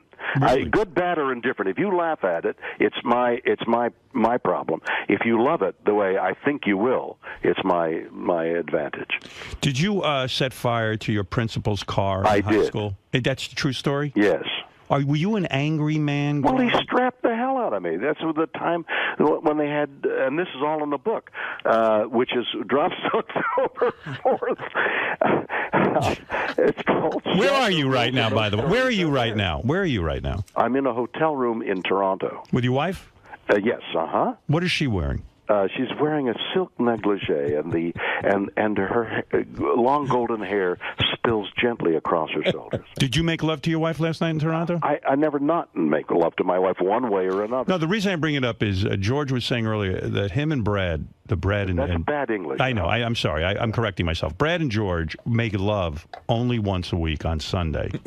Well, it's only blowjobs. What else? Well, there's anal. Have him describe. You and I went into the homo room and we began to talk. That's true. But that's seriously, good. That's good for is your love life still? It's good for his prostate. No, I don't have any trouble with my prostate either. How often do you and your beautiful wife make love? So, I mean, it is uncountable. Sometimes as quickly as a rabbit might. You know what lions do on the veldt? No, is the lovemaking as much as it used to be, or more passionate and more loving and? I'm glad to hear that. And sweeter. That's what beautiful love is, Howard. These are things I need. I'm glad that you and George have that in your life. I really am. Well, I'm sorry that you don't. I do. Well, there you are. I didn't say I didn't. How many times do you make love to your wife? I make love to my wife as often as possible, but I masturbated last night. Well, wait a minute. That made what, once a month? I masturbated to babysitter porn last night. I'll be honest. Well, that's not good for your wife. You still masturbate, George? Yes. You do. How often? Just when I, get the urge. George, you're tongue-tied. Well, what about you, Bill? And that's Bill, because he made love to Brad. Bill, do you still masturbate? I can't find it. Bill's new book, Mr. William Shatner, I should say. The new book. Before I go into the plug, why did you burn down your principal? Your principal would strap you? Yeah, in those days, if you did something wrong, they'd ask you to hold out your hand, and they'd lay into you with a rubber strap. So my little group of people were so antagonized, we wanted revenge. And the police never arrested you for this? They didn't know I did it. Wow. Isn't that something? So you're turning yourself in. It's because the statute of limitations has run out. The police are all dead of old age. And the principal, when you burned down his car, was it the satisfaction that you really were after? He was raised to sainthood somewhere along the line. No, but seriously, did you get satisfaction from it? I think we lit a little fire and it didn't catch, and we just ran away. So. All right, I was saying you're some badass. That's beautiful. Yeah. Listen, Bill, let me just say this. William Shatner's new book, Shatner Rules, Your Guide to Understanding the Shatnerverse and the World at Large, is in stores October 4th. The power of saying yes. So now, what do you mean by that? Yeah. What do you say yes to? Look, here's a perfect opportunity. Years ago, uncountable years ago, somebody said, be on the Howard Stern show. And I was warned not to go. I mean, it's terrible. He'll rip you apart. When I said yes. And in that time, Robin, you were there. Yes. Over the years, 20 years. It's been a lot more. It's been a long, long time you and I have known each other. What would have happened if I had said no? All this, and this morning would have not have happened. In other words, sometimes being open-minded and saying yes to a new opportunity can lead to something. Exactly, and even if it doesn't, to leave yourself open to life is positive. To say no and enclose yourself in, and that's the tendency as you get older, is the wrong idea. And my book, in a humorous and insightful way, tries to say that. So this is a philosophy book. In other words, your take on life, what you've learned in your years. But it's also a funny book. Yeah, and yet with all of this philosophy, you and George can't get together. And somehow you can't say yes to an apology. Right. What are you talking about? You got an invitation and you made up a story just because you had your talk show coming, and you went up and down the media saying that I didn't send you an invitation, which is a blatant falsehood. All right, if you say so, George. I was amused by you. Oh, well, that's great. I seek to amuse people, and if I'm amusing, that's great. I love that you guys have like a feud because, you know what, everything's a little too perfect in your lives. You know what I mean? It's just kind of nice. We're human. There's no indeed. perfection. And I think George will like both the record and the book. And if he comes, will you read the book, George? Well, Brad might drop it on me. On your head while you're there. Bill might drop it on you. But anyway, so Bill, yes, Mr. Shatner, come see us when you're in town, please. Howard, we'll do it again in person. I love to visit you, and I'll be in New York doing publicity for all this as well, and I'll look forward to seeing you in person. And we will talk about your father who didn't want you to become an actor. We will talk about your lonely days in high school. We'll talk about how you were bullied and how lonely you were. Now, if George knew all these things, he might have some compassion. Well, George can learn about sympathy for him. in Shatner rules. And I'm interested in your philosophy. Well, let's talk about it. All right, very good. All right. Thanks for calling. George, hello, and pleasure to talk to you. The two of you guys, I can't wait to see you in early October. And I can't think wait. You are genuine. Yes, you are the real, genuine Bill. What is it, Gary? Hey, all the guys in the office wanted to know if you would ask them about the Schwarzenegger story. Oh, yeah. Hey, yeah, I got to ask you about that. I almost forgot. Here's the story I heard. Yeah. You were somewhere having breakfast or lunch. I don't know what it was. That's true. Okay. You were having breakfast or lunch. Arnold Schwarzenegger was at a table. That's right. How do you know all this? Because I read about it. How the heck did you But this is crazy. William Shatner goes up to say hello to Arnold Schwarzenegger. He was excited to say hello. You know how people in show business will do that, even though they He does it. I've seen him working at a restaurant. He goes up and talks to anybody who's famous. And Arnold Schwarzenegger blew off William Shatner. Like, how? Treated him like shit. Oh, no. Yeah. He did. I don't wonder where you read that. I read it all over the place, actually. And that Arnold Schwarzenegger afterwards had a conversation with his son. And he goes, "Who the hell was that?" Oh, well, he might have said that. He might have said that. And the guy goes, "Dad, that's the captain. It's William Shatner." And he listed all your TV credits, everything. And Arnold goes, "I don't know who that is." Oh, and well, it's possible. Why not? I mean, he doesn't know anything about politics. Why would he know something about me? I know Arnold Schwarzenegger. I've had many conversations with him. Really? It must have been a very slow-paced conversation. Bill, what happened? What is the truth of what happened there? Well, the area was an area I used to take my girls, my own children, lo these many years ago. Well, it turns out that my grandchildren and my kids and Elizabeth and I all went to the same place the other week. It was a magical place where I took my kids. I'm taking my grandkids, and we're sitting around eating and. Over at the next table is Arnold and his family. They're doing the same thing. It's like a family place. So after my kids left, they went their way. Lizzie and I were going home. I dropped over to the table and said, "Hello." Yeah, Bill Shatner. Yeah, and he kind of vaguely, I thought he might not have recognized me. He didn't blow me off. He shook my head, hello, and then I went my way. But for you to know that story is like, I'm trying to figure out how many of his kids were at the table? Arnold's? Yeah. Well, he had his son there, and they were separated by about a yard. I mean, you're sitting beside your son, and you're separated by a yard. I thought that was strange. Yeah. And as I was leaving, 3 or 4 very muscular guys carrying food were on their way back to that table. I sort of looked behind me as they joined him, and that was all that took place. Now, how the heck do you know that? Because it was in the newspaper, and but who could have reported that? Everything. Gary, where do we read that? It was crazy. And then what it said in the paper, what the point of the story was that Arnold, I guess they had Arnold's conversation with his son afterwards. I guess someone overheard it. No, we got it from a kid that was sitting at the next table, blogged the whole thing. Oh, right. Sitting at the next table? Some kid witnessed the whole thing and blogged it. Oh, for God's sakes. And he blogged the conversation afterwards and it was terribly awkward, they said, where Arnold was like, I don't know. No, it wasn't. It was a guy's, I thought, there's Arnold Schwarzenegger. I've met him on 1 or 2 occasions, as many as I've met George, I think, and I went over just to say hello. Can I tell you something? That didn't penetrate. But it seems like it was sort of weird because I never ever go over to somebody's table. The one time I did, I was with my wife. We're at a restaurant, and who's sitting there? Heath Ledger at the time with his wife.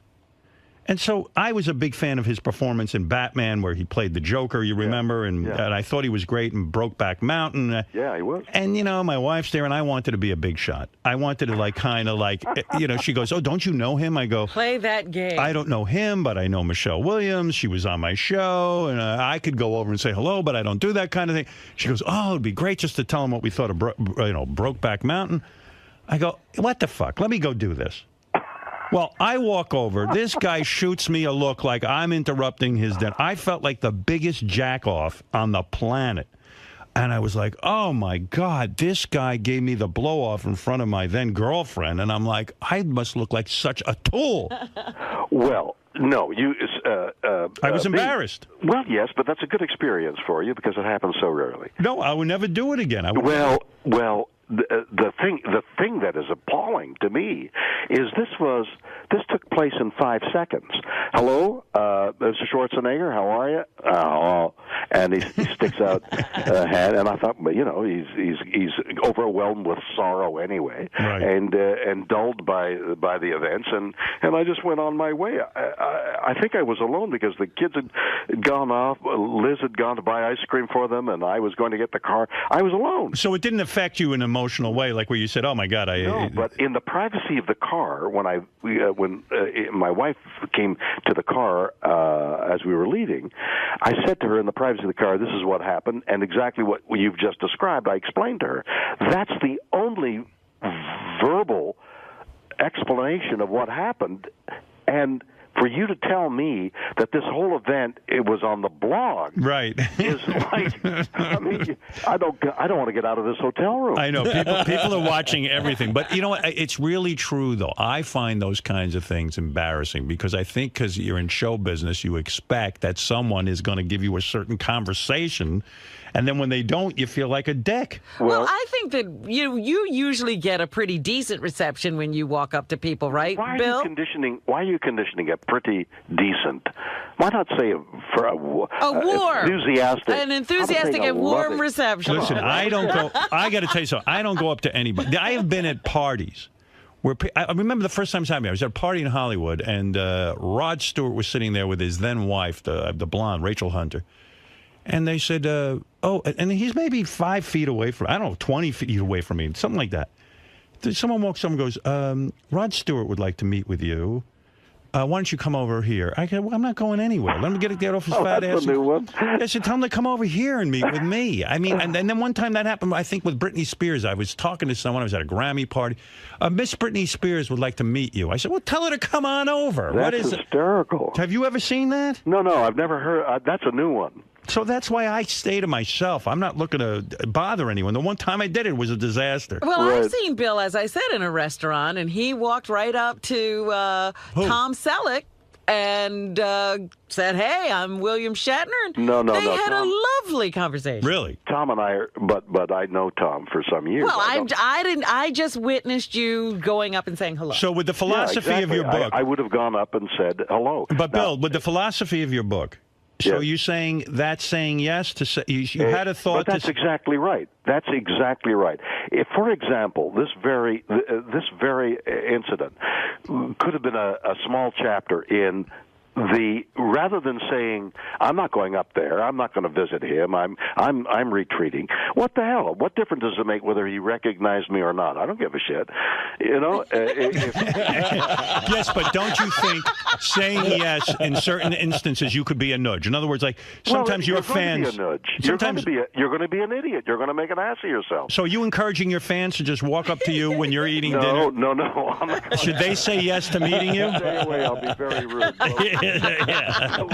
But what I am encouraging people to do is to say yes to opportunity. Right. And I got an honorary degree from McGill recently, and part of the speech, the last few lines, were I was encouraging the students to take their own path and not to be afraid of making asses of themselves. I said, don't be afraid of making an ass of yourself. I do it all the time, and look what I got. Yeah, but don't you know that advice can sometimes go haywire in the wrong hands? Because some people have no ability to know when they should not say yes. Of course, and that's the challenge. chance you take, and that's what's going to happen. But like walking and falling, you got to get up and keep going. William Shatner's new book is Shatner Rules: Your Guide to Understanding the Shatnerverse and the World at Large. It's in stores October 4th, or drops, as Bill says.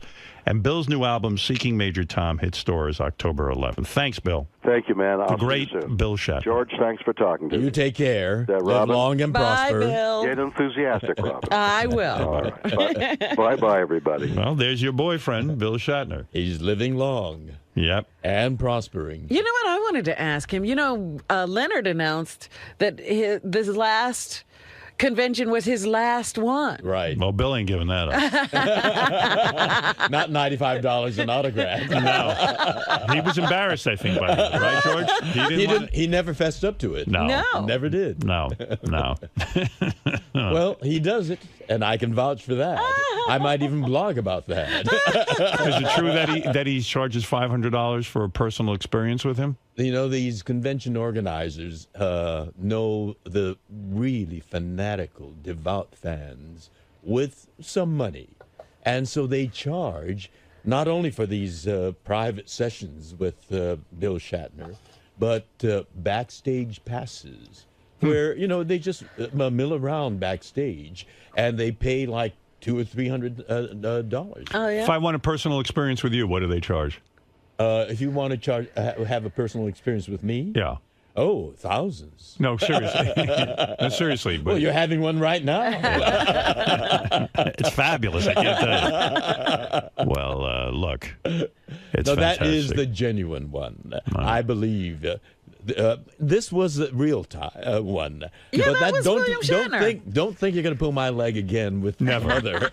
Do you remember actual dialogue when you do a show like Star Trek years ago? Does the dialogue stay with you, or you forget it right after you do it? There are some dialogue that people keep reminding you that you said it. And you don't have any recollection of it? Oh, no, I have recollection because I did say it. Oh, okay. Target that explosion and fire. Right. Really? So you don't, but you don't retain all this stuff. When you go on set, is the worst mistake an actor can make not to be prepared with his lines? Oh, absolutely. I mean, it's valuable, precious time. There are 100 people on the set there, all the crew people. Have you seen that where a guy will come on set and he doesn't know his lines? I have. Or they're so nervous that they can't get it out. Oh, I see. Oh, well, that you could excuse. That you can excuse. But not to know your line. It's very line. unprofessional not to have done your homework. So what do? Does the director pull them aside and say, "Listen, you didn't do your homework. What is this?" Well, they need to work with a guy because they need to get the show done. So he tries to coddle them and say, well, this is a situation, and this is what you want, or this is what you don't want, and it's possible, though, in a long monologue, you could forget a line, and you'll excuse that once, maybe twice, but not on a consistent basis, right? If it's a key line and it's a important role, they're usually cast with professionals who are professionals. Shatner always came prepared? Shatner was good at, when he really, wasn't sure of some line, he knew how to improvise. So that he'd get through it. Yeah, with the appropriate kind of words. Is that unprofessional to improvise because the other actor is waiting for a cue? Right. So you're calling him unprofessional? Well, it is not a professional thing to do, but he pulls it off. He pulls off a lot of things. He gets away with murder. Like it's professional, if you have... Do the other actors sit there and roll their eyes if you're on set with a guy and he doesn't know his line? Do you just sit there and go, oh, this is going to be a long day? There are scenes where the shirt gets torn off and we roll our eyes. Bill liked to expose himself. Oh, really? Because he was in good shape and he'd show his chest. He was in better shape. He knew the sex symbol thing was working for him. Yeah. So if he tore off his shirt, that meant they had to go get him another shirt, and that would drag out the day. Yeah. Oh, my God. And the eyes would roll. because you see... because it wasn't written in the script for him to rip off his shirt. And so... Well, I think he got them to write it in. I see. And so we knew that. And so we would, Would he do things like, I think I'll rip off my shirt here? Yeah, was it unscripted sometimes? Was it sometimes unscripted and he would just rip off his shirt? Did you see that show with, that was a spoof on Star Trek? Yeah. What was that? what was it The called? movie. Galaxy Quest? Galaxy Quest. Yeah. Great, yes. There's a scene where Tim, what's his name? Tim Allen. Tim Allen gets his shirt torn off, and Sigourney Weaver rolls her eyes. We recognize that. Oh, really? It was a documentary for us. It was I didn't know Bill used to rip his shirt off, though. You weren't watching Star Trek. No, I watched it all the time. I just didn't know that he would do it even unexpectedly, like, and just cause. No, I think he talked to the powers that be. I'll said, rip my "This is a shirt good off point." here. Yeah. He wasn't that built that he should be ripping his shirt He off. wasn't. No. He was rather fleshy. I remember the episode where he was fighting that reptile thing. Tyrannosaurus Rex, and he yeah. had his shirt off almost the entire episode. And did he look great to you? No. No. But that was the fun part of it. To let us watch his flesh shiver. I remember in one episode you had your shirt off, though, but you were ripped. Well, I worked out. Yeah, you were doing the sword fighting thing. The fencing foil. Fencing, yeah. Good for you. Only one episode where I got to take my shirt off. Right. All oiled. You were oiled down, too, if I remember correctly. No, that was genuine perspiration. Perspiration. Because right. I was, rehearsing in between. Right. Wow.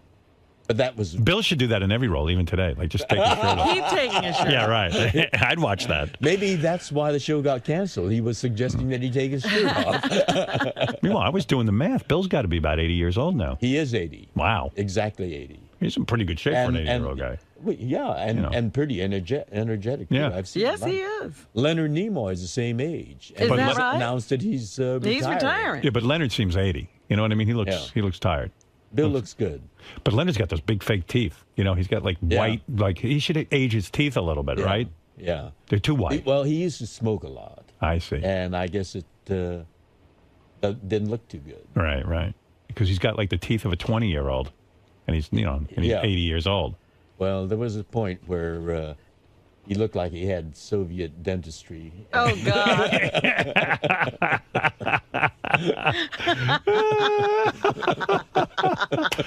And then he somehow got a free pass to America, and they gave him teeth. Got American teeth. So he was on. Who do you think will be the last original left from this series? Do you think you? I think you'll be last man I standing. am the youngest. Yeah. I mean, chronologically. How old's Leonard? How old's Chekhov? Chekhov is a year older than me. Uh-huh. Yeah. Walter Koenig. He's in pretty good shape, Chekhov. He's not in very good shape. He's not. He's bad health. No kidding. Oh, I'm sorry to hear that. I didn't know that. Not bad health, but Just not in great shape. Yeah. You mean depressed from the death of his son? Yeah. Yeah. Oh. Well, who can blame him for that? Yeah. Fred could console him. Why don't we send Fred? Right. That's what he... Mr. Fred, you're Consolation. needed. You're the go-to guy. How's Uhura holding up? Isn't she young? Nichelle is a little bit older than Walter, but she is an elegant lady.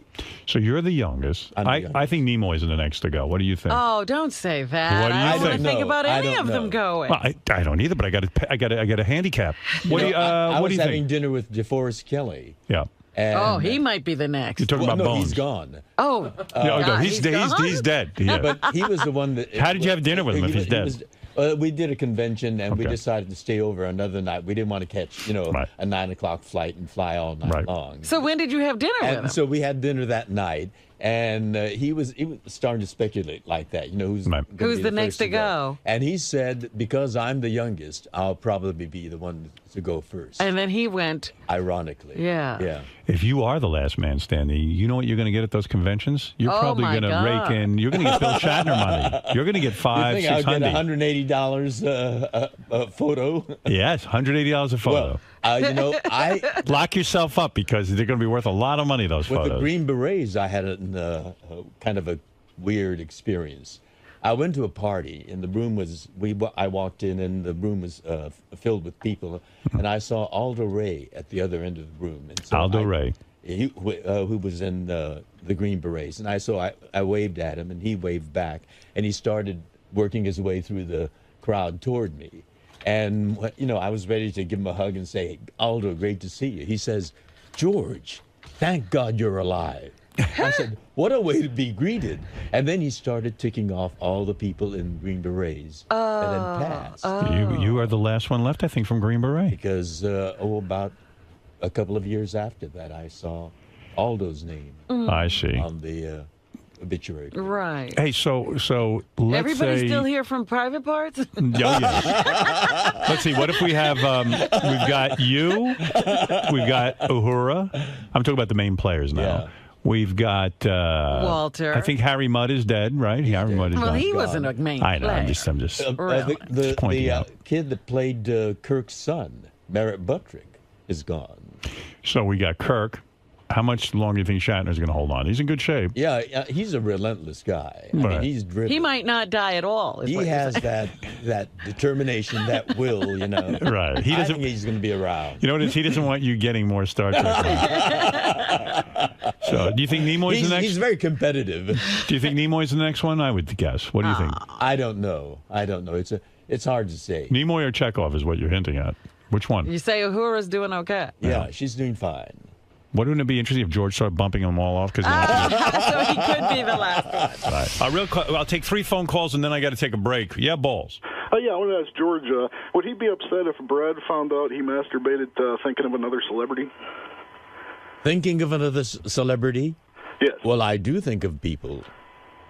No, I have not. Well, here I am on the air. Would Brad be upset if he found out that you were with other, thinking about other people? I guess you will be now that I've talked You've admitted about it on this. What celebrity do you think about?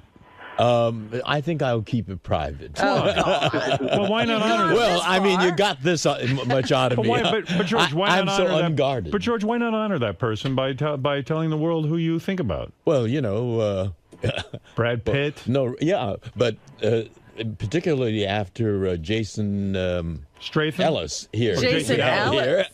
Jason Ellis, yes. So you have masturbated thinking about Jason Ellis? I have. Wow. Good for you. All right. Well, Listen. having had that tactile experience. Do you ever masturbate? You can ruin a person's life, can't you? Do you ever masturbate? I have to go home after this. Do you ever think about Tony Bennett? Yes, I do, but not when I'm masturbating.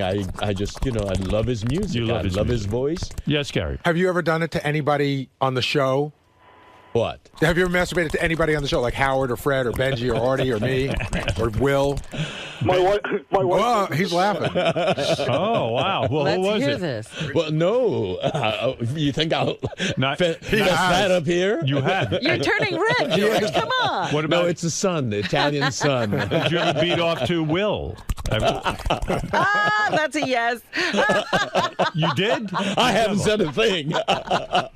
No, seriously, have you beaten off to Will? Well, he's got a new son, I hear. Right. Congratulations to him. But did you ever beat That's off wonderful. to his image? I know a lot of and, guys. incidentally, the Italian sun is very warming. It's a very hot. Very good. All right. What listen. about Jared? I bet you.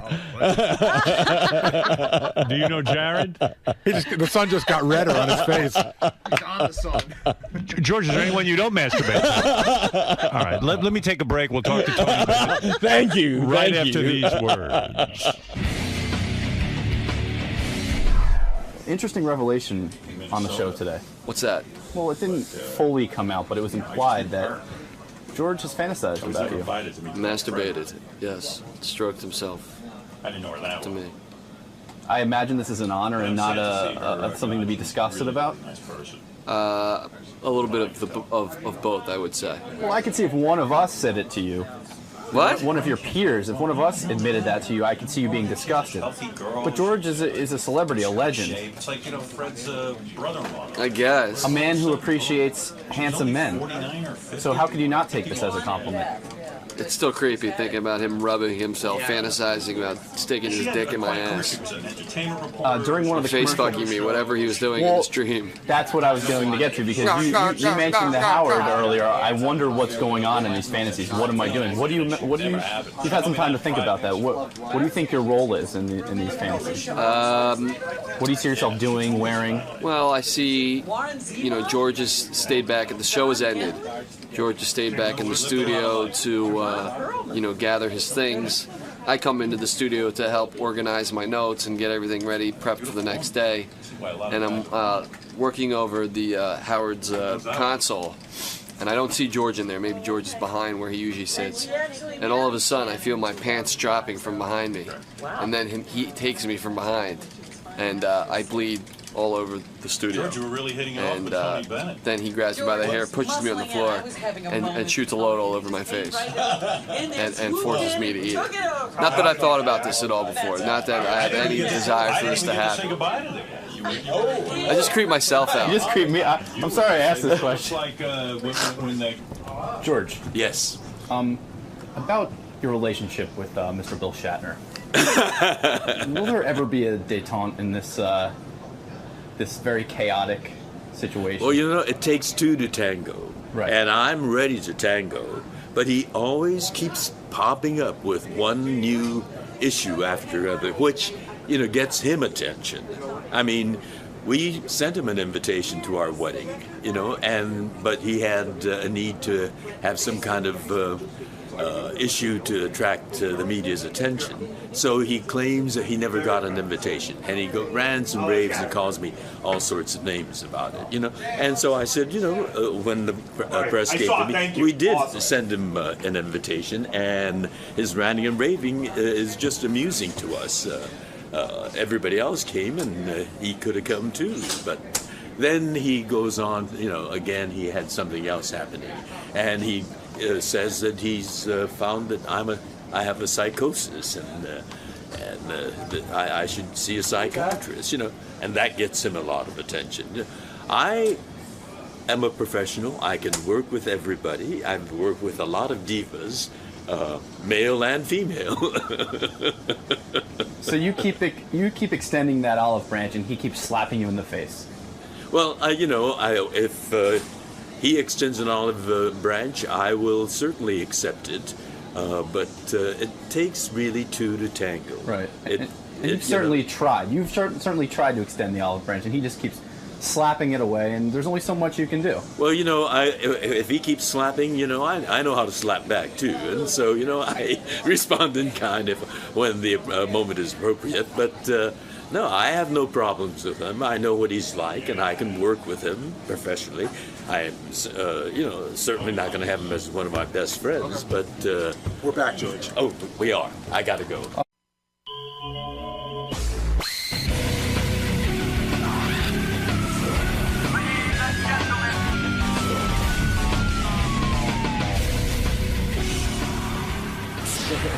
Yo, what's up, Jonah? What's up, man? How are you, man? Oh, man, I'm so excited to be here. You're a big fan.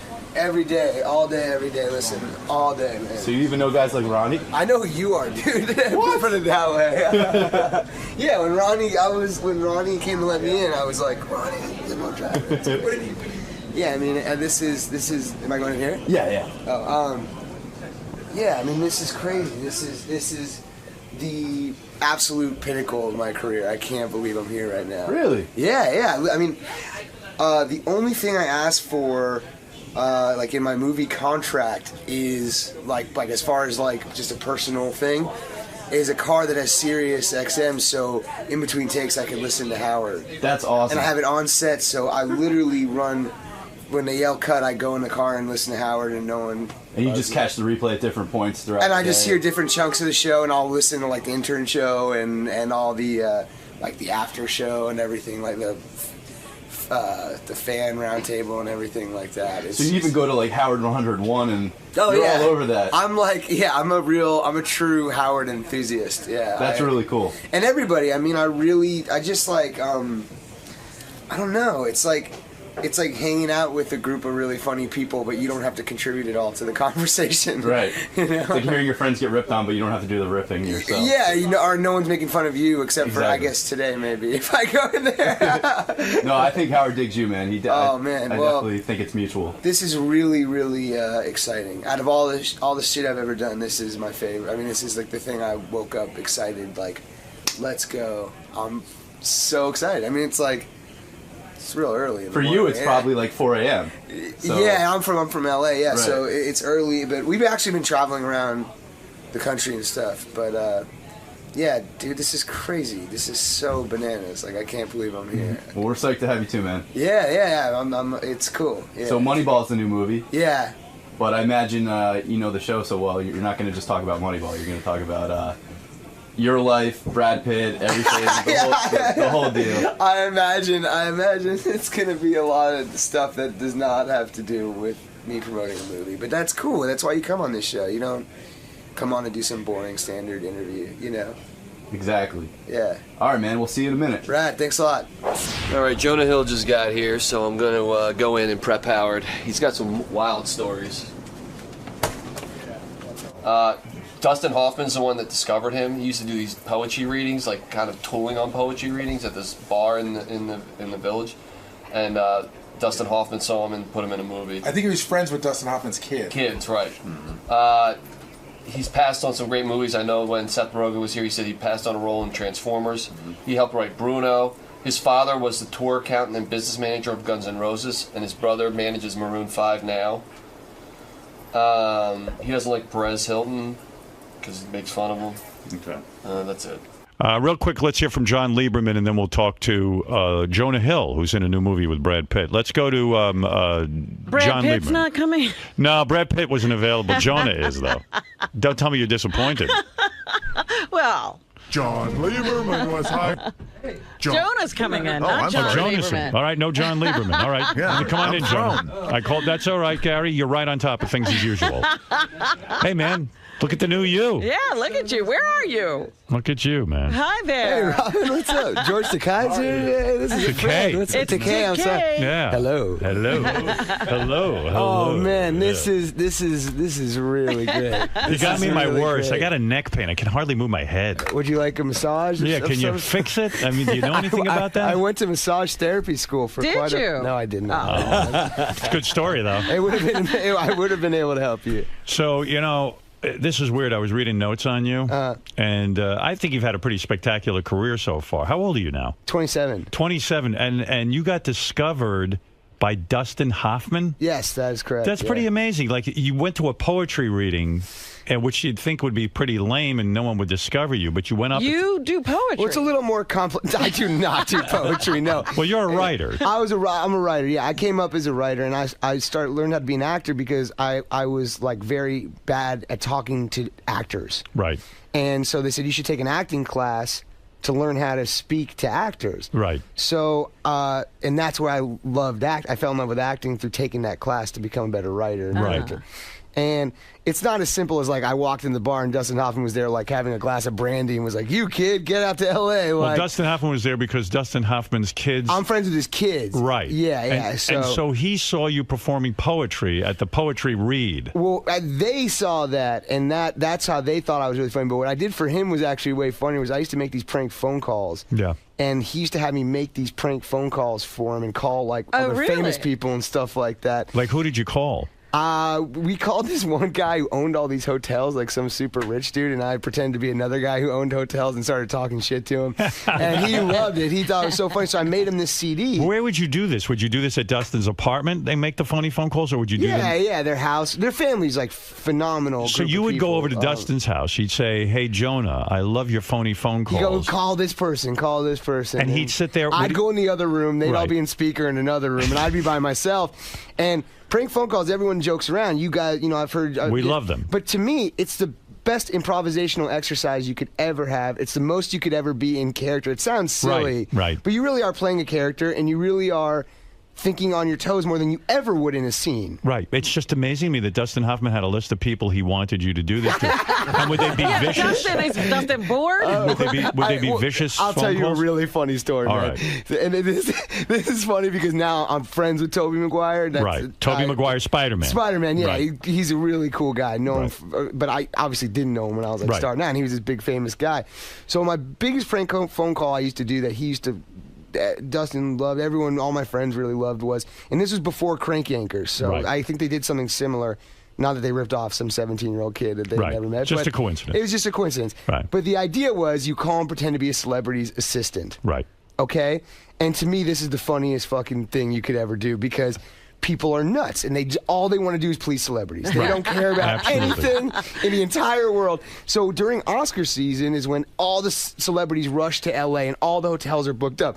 So I called this like really small hotel that would never have a celebrity, like a Roach Motel in Santa Monica.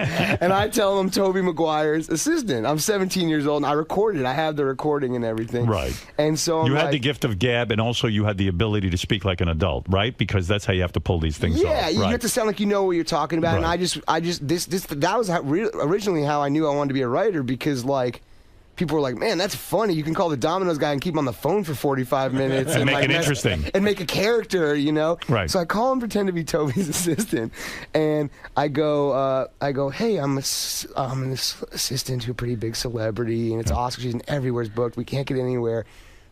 Toby would love to. He's chosen your hotel, Right. and the guy, it's also like midnight on like a Tuesday, and the guy sitting behind the counter is like, "That's crazy. Okay, yes, that sounds great." And I'm like, "Whoa, slow down. Toby has some requests, okay?" Right. And he's like, "Well, like what?" And I'm like, "First of all, he needs like a pretty large-sized aquatic tank assembled within the room." And the guy's like, "Okay." And he's like, "Why?" And basically kept on for 50 minutes and basically explained that Toby travels around with a baby seal everywhere. And the guy's like, and I'm like, "What about the irrigation tubes? Like, how can we empty out the valves and everything?" And the guy's like, "I mean, we've never had a seal here before, but whatever Toby wants." And then it evolved, and me being dumb and 17 evolved to like, Toby likes to take jogs at like really late at night with like a pack of young children following him, like the Pied Piper, and so like the guy's like, "Sure, whatever you want." And the funny part is, a guy I know at that time played it for Toby, and he was like, "What the fuck?" And now we're friends, so it's all good. But So Toby was pissed because now it's his name out there with you going around doing this shit, right? Somebody thinks he likes to run with children. Some idiot 17-year-old. Yeah, but now he's Dustin would hear these, so you would be doing these in his home, and Dustin would sit there and be entertained by you for hours. I mean, and it's the great Dustin Hoffman, so you yeah, probably. but I don't want to sound opportunistic. That's kind of my fear is like when you tell the story, it's like I truly am like great friends with his kids. I was with one of them last night. I grew up with them, so it's like it wasn't opportunistic in any way. I was just hanging out with them, and the parents are great, and they were around, so they were like, and you probably do this got funny thing, like make us laugh. Like I used to make phony phone calls, and my father, if he caught us, he would just beat the shit out of me. Like he was not going to be entertained. I got in quite a bit of trouble. Yeah, it wasn't like because I can't imagine. Like Dustin Hoffman was so cool. He was like, "Hey, yeah, I want to hear you guys making funny phone calls." You know, I used to make phony phone calls for a living, doing them on the radio. And then when I caught my kids making phony phone calls, I didn't know whether to yell at them or praise them. It's pretty hard to ground them. Yeah, they were. It was crazy. I think one time they like called Dial a Mattress. I go, "That's my sponsor. You can't do What that." if they found out Howard Stern's children? So like I'm yelling at them for something I do on the radio. So it was kind of confusing. So how does that work into a job? So Dustin Hoffman thinks you're a killer. You're great. Yeah, he just goes. He's like, "You should pursue acting," and I'm like, you know, I wanted to write for The Simpsons. That was kind of like where my head was. That was the goal. Yeah, that was the ultimate thing I could have done with my life. Right. And he was like, "You should be an actor. You're really gifted." And I was like, just took it as a compliment, whatever. You know, it was like, "Thanks. You know, you're the greatest, possibly the greatest actor ever." Right. To hear you say that is very encouraging. Right, and he wasn't being just sort of blowing you off. He was like, he was sincere. Well, he said it, but I was never going to be like, "Well, what do I do?" or anything. Like, honestly, like, I really need to stress you don't want to be opportunistic in scenarios like I'm friends with his kid's friendship was my. Was it hard for you to make friends as a kid because you were an overweight kid, or were you a popular guy because you were so witty and funny? And no, I was really popular. You were really popular. Yeah, I had a great I went but through you a weren't period, getting pussy in high school, were you?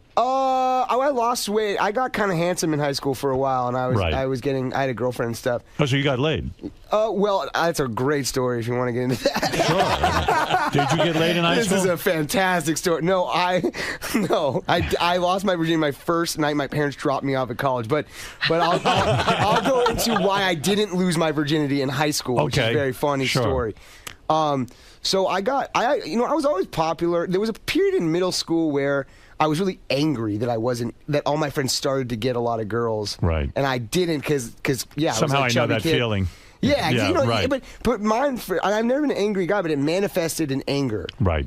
And so I was kind of a dick for like a couple years, and then I got past it, and then I got kind of handsome in high school, and girls started to like me, and I got this really cute girlfriend. I was really psyched. Right. And you're like, wow, I'm happening here. I was like, this is cool, you know, because Where did you grow up? I grew up in Los Angeles, California. Los Angeles, yeah, okay. right in the middle of the city. So, so we had this plan that we're gonna like have sex on prom night, you know, like a John Hughes movie or something. You Right. know? I wanted, because I'm a huge girl and I wanted it to be special, and so we made this plan to do that. Go to the prom and then bang at the hotel, or Well, bang, yeah. You know, make love. Make love. Happen. Right. Make love in the car. George, maybe? can you say make love? Make love. Yes. So we go and I get like blackout hammered with my friends, like real drunk, and we go back to my room. And I threw up into her mouth while we were That's and disgusting. she slept. So not only did I not have sex, but she slept with my friend's girlfriend, like in their room. So it cockblocked him as well. Oh God. And then my losing my virginity story is crazy. Why couldn't it happen the next day? I can't even be here for 4 minutes without divulging every piece of information. Yeah, but why didn't you bang her like the next day? She was sleeping in another room. Honestly, just we lived with our parents. Like it was like it was prom night or no night. No, it was not even that. It just circumstantially, it never like came to fruition. But How far did you get with her? Did she give you a hand job? Yeah. Oh, she did. Okay. Yeah. All right. So you'd had a hand job. Come on, Howard. All right. Oh, hey, listen. I don't know what your story is. We're just trying to feel each other out. Trying to see what the kids were doing back That's then. right. Yeah, sure. What are you kids up to? So you go to college. The first night of college, you get laid. Yeah. Look at you. What college did you go to? Well, I went to Boulder for one semester. I wouldn't call it going to college. Boulder's not a college, is it? Honestly, it's just like a drug and snowboarding factory. Were you a bad student? Is that why you had to go to Boulder? Well, no, I was so man, I'll tell you, during this angry, fucked up period during like 7th, 8th, 9th grade, I went to this school that I didn't really like very much. Right. And I was going through a hard time personally with like my mom was sick or whatever. Right. And she die? No, she's alive. Oh, She's okay, yeah. all healthy, thank God. And I was like bummed that I wasn't getting any girls, and I was a dick. Right. And so I did really poorly in school. And then I went to this other school, made all my best friends, got straight A's. Right. But my 9th grade grades were literally Fs. Right. So I got like A's and then all Fs, and it all factored together to like a 3.0 as opposed to like a 4.0. So for you, it's Boulder. So I get into Boulder. All my friends are going to like fucking Georgetown and shit. And I'm going to Boulder. It's embarrassing. And I get there. I'll get to the good stuff. Don't worry. So I get there. My parents are there. It's the first night. Like my parents aren't leaving for like 3 days. Right. They're going to hang out. They really are into you. Yeah, my parents like me a lot. Right. We're real tight. They're going to college with you. Yeah. And I remember I smoked cigarettes at this point, and I really didn't want to go to Boulder, and I was like, you guys are making me go to college. I just want to write comedy. Leave me the fuck alone. Like, this rebellious thing.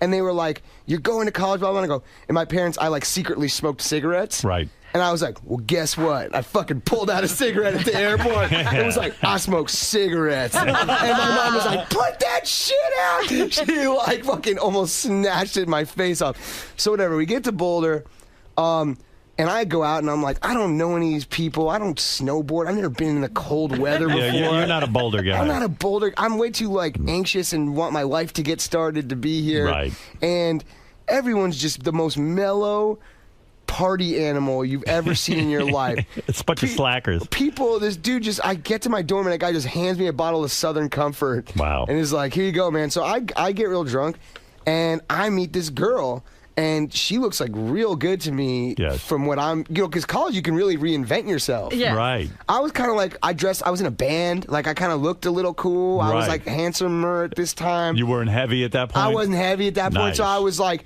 I was feeling like real good. So I meet this girl, and it's on, and we like have sex, right? Just like that. Like, yeah, it just But goes you were down. drunk. I was drunk, so I don't remember it.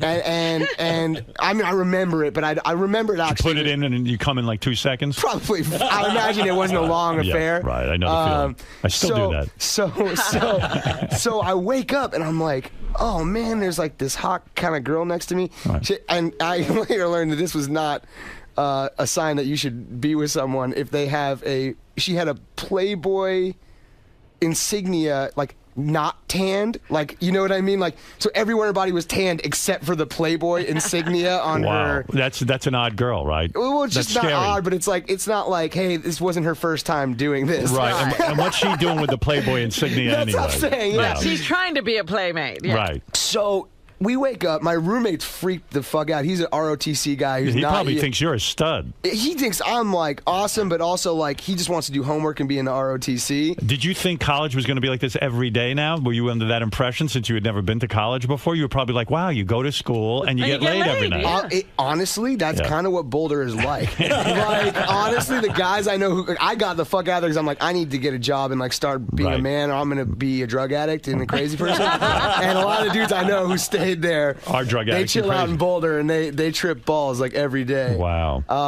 And so my parents show up. Yeah. It's like 8 a.m. the next day, and there's a knock on the door. My parents show up to take me to breakfast. And they see the and girl? there's this fucking girl, the Playboy bunny thing, like naked in my bed. Your old man must have been, wow. Well, no, they didn't see it. I was like, I was like, Mom, go get a cup of coffee or something. I'm like, hey, you got to get out of here. Like, this isn't cool. My parents aren't into me bedding weirdos. Who knew you were such a stud, my friend? I did okay. You know, you get the image in the movies and on these TV shows and things that you're like this, the nerd or the nebbish, you know? And I've always been good at talking to people. I think you probably, I mean, not that you are a nerd in any way. I don't view you in that way. That's not what I was saying. But I'm a nebbish. But the gift of gab, being funny, like that's a very powerful thing. It somehow wasn't powerful enough to get me laid, but yes, it is powerful. You're but right. also, I wasn't a bad-looking guy, and I got heavier, and then I got cast in all these movies. Why did you get so heavy? What happened there? I think that's an honest question. I mean, I think that's not something I'm afraid to talk to or whatever about. Were you depressed? I think it was just like anxiety, right? And like I really am focused and motivated guy. And what were you eating? Were you eating McDonald's? And honestly, that kind of I never learned about nutrition. Really. Right, me this too. was the first time I learned about nutrition. Did you really? Yeah, and I thought nutrition meant instead of eating like 5 pieces of fried chicken, you should only eat 2. Like I didn't understand the concept of nutrition. So when I eventually went to this nutritionist guy, his really insightful point of why I think he goes, what did you write down your 5 favorite foods that you go on the island or whatever, and it was like the menu of a 6-year-old's birthday party. It was the most pathetic fucking thing. It was like fucking chicken fingers and mac and cheese, and he's like, look at this, because this is what a 6-year-old eats. You're an adult Is that what you would man. eat? Would you eat like chicken fingers? Fucking, it would fucking be the dumbest. Think about this. I became successful at 21, 22 years old. The first thing you were in was a Judd Apatow project, well, right? I've been in other movies, but like Dustin had got me in I Heart Huckabees, and I, but the big breakthrough was Superbad, right? That's like, that for me was like with Seth Rogen, where Seth wrote it, with Evan Goldberg, and we were all like really close friends, and it was a really joyous experience. But I became successful 21, 22 years old. Right.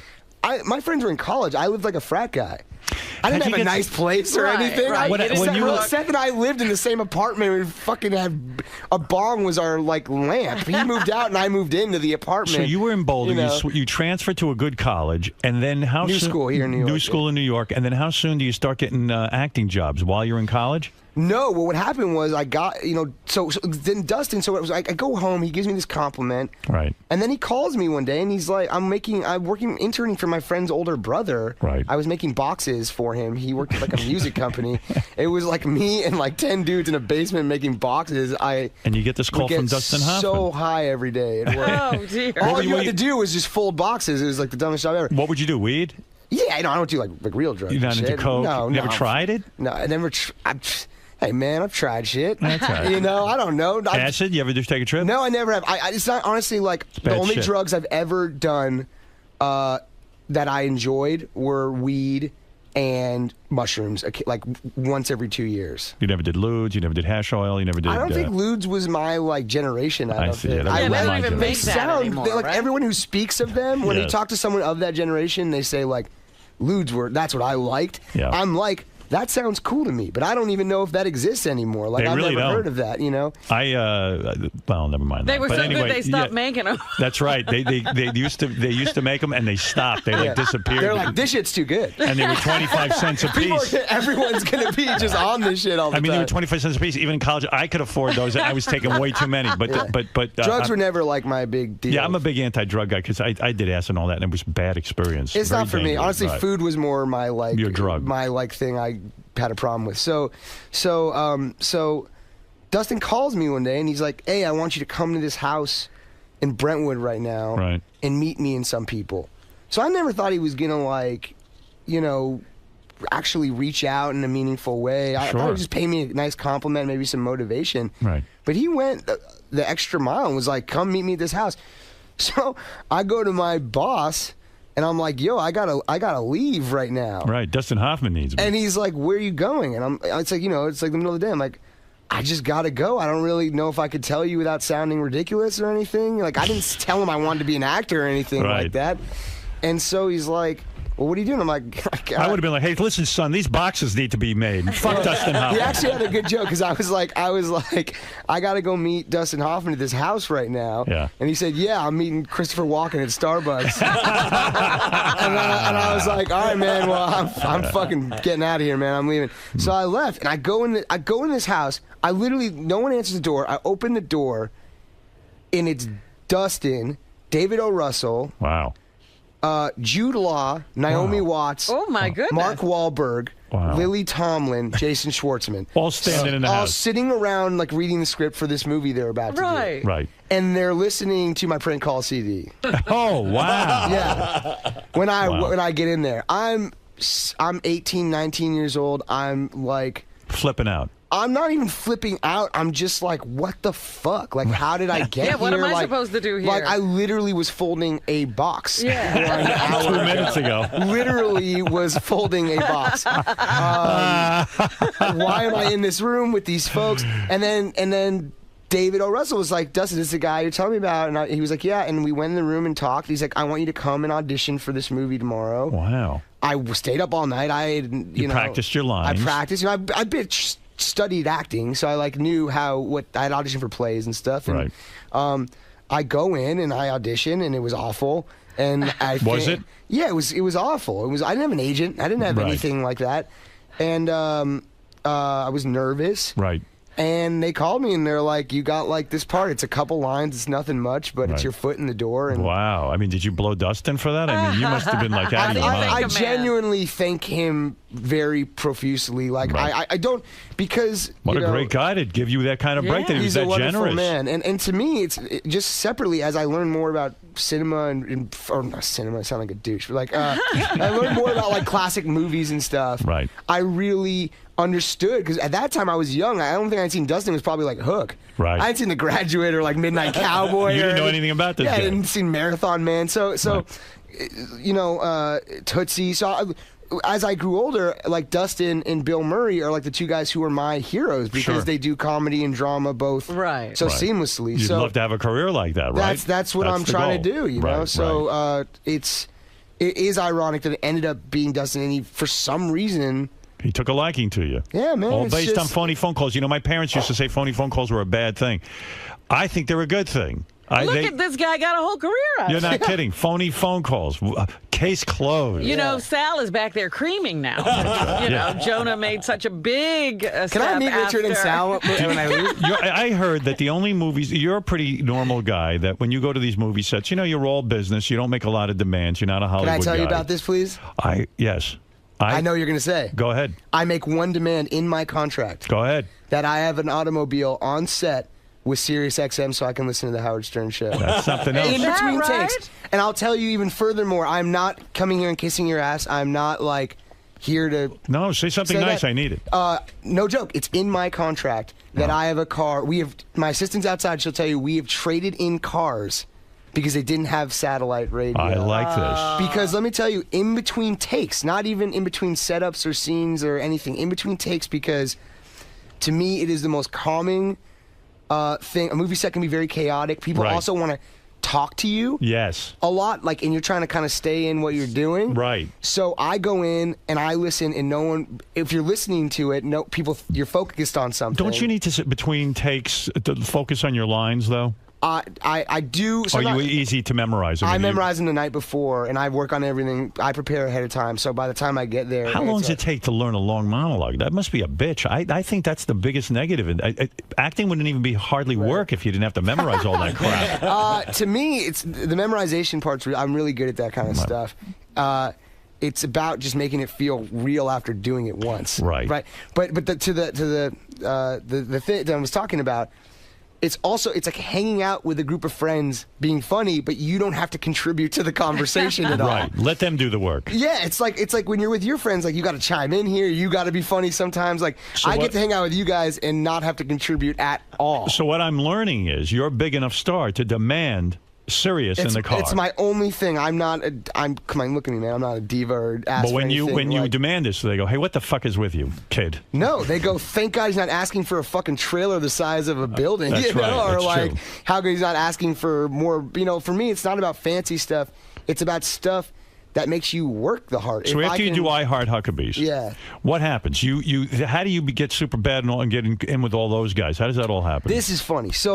So I go back to new school after doing Huckabees, thinking my shit don't stink, man. Right. I go in there like I just got in a movie. I'm in my acting class. My acting teacher's giving me notes. I'm like, fuck you. Tell me notes. I'll give you notes. Yeah, if I just worked with David O. Russell. Who the fuck are you? So like I think I had an inflated sense of really where I was at in my career. Right. Because I figure you're in a movie, you're a movie star. That's right. Right? Sure. So I go back to college, and I go there for a semester, and I'm like, fuck this noise, and I drop out. My poor parents are very, my dad's an accountant. Right. So you drop out, and they're freaking out. They're freaking out. Yeah, they're legitimately freaking out. Everyone in my family has a crazy work ethic. You dropped out because you figured, well, after I Heart Huckabee, so my career. Here's the honest truth. It wasn't about a big head. Honestly, it was, I'm 18 years old. If I try this for 5 years, I'll be 23 and can still go back to college. Right. That was my rationale of doing it. Well, it makes sense. So do it while you're young, right? So I do it. My poor parents freak out, but they were cool. And I don't work for 2 years. No break, nothing. I'm applying for jobs at like Domino's. I'm in. They're like, you idiot. They're like, you blew it. Right. Because then the movie comes out and I'm in it for 2 seconds. It's not like it's like some standout thing. So I have, but I'm making friends who are wanting to do the same thing that I'm doing. Sure. That's what you do. Making connections. You form a community. You form friendships.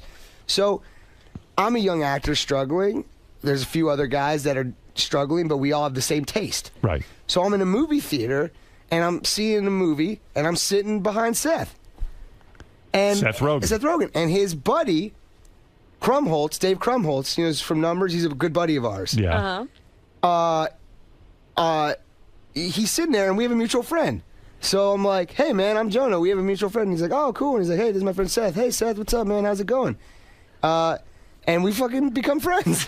and so a partnership is formed. And not a partnership because he has a writing partner, Evan, but I'd say there's a group of people like Paul Rudd, myself, Seth, who all started hanging out. Jason Segel, who all started hanging out, and Judd being the leader of all of this, obviously, the Peter Pan, if you will. Sure. Who believed that we can make different kinds of comedies than were being made if we ever had the power. And Judd was the only one who it looked like was ever going to have any power. Because he could write. Because he had some success. I mean, he wrote for Larry Sanders. He wrote, some of the, Larry Sanders to me is the ultimate thing you could strive for comedically. That's right. Because it had a tone of honesty and drama with the comedy. It was amazing. It's a masterpiece. Right. Hank Kingsley is the greatest character in the world. Exactly. Right. Yeah. Yes. So that's the kind of shit I liked. I liked stuff that was a little more rooted in reality and not like a dude running into a glass window. So a random meeting in a movie theater leads to this incredible career And then a field. week later, they call me and say, do you want to audition for one line in the 40-Year-Old Virgin? Right. As the eBay store guy. And the line was written as, can I buy a skateboard? Yeah. And I go, sure, man. I know Seth now a little bit. I call Seth and say, hey, I'm going to come in and read or whatever. we're all trying to make it. Like, no one's made it yet. So you guys were unusual, too, because... Judd hadn't made it. Yeah, but you guys were unusual because you guys are very natural on screen. One thing I'll say about you and Seth and Judd's kind of comedy, it's all very kind of natural. It doesn't feel forced. But that's why people assume we're our characters. That's kind of where that thing comes into play. Yeah, you pull it off. Well, I appreciate that. So things start to break for you.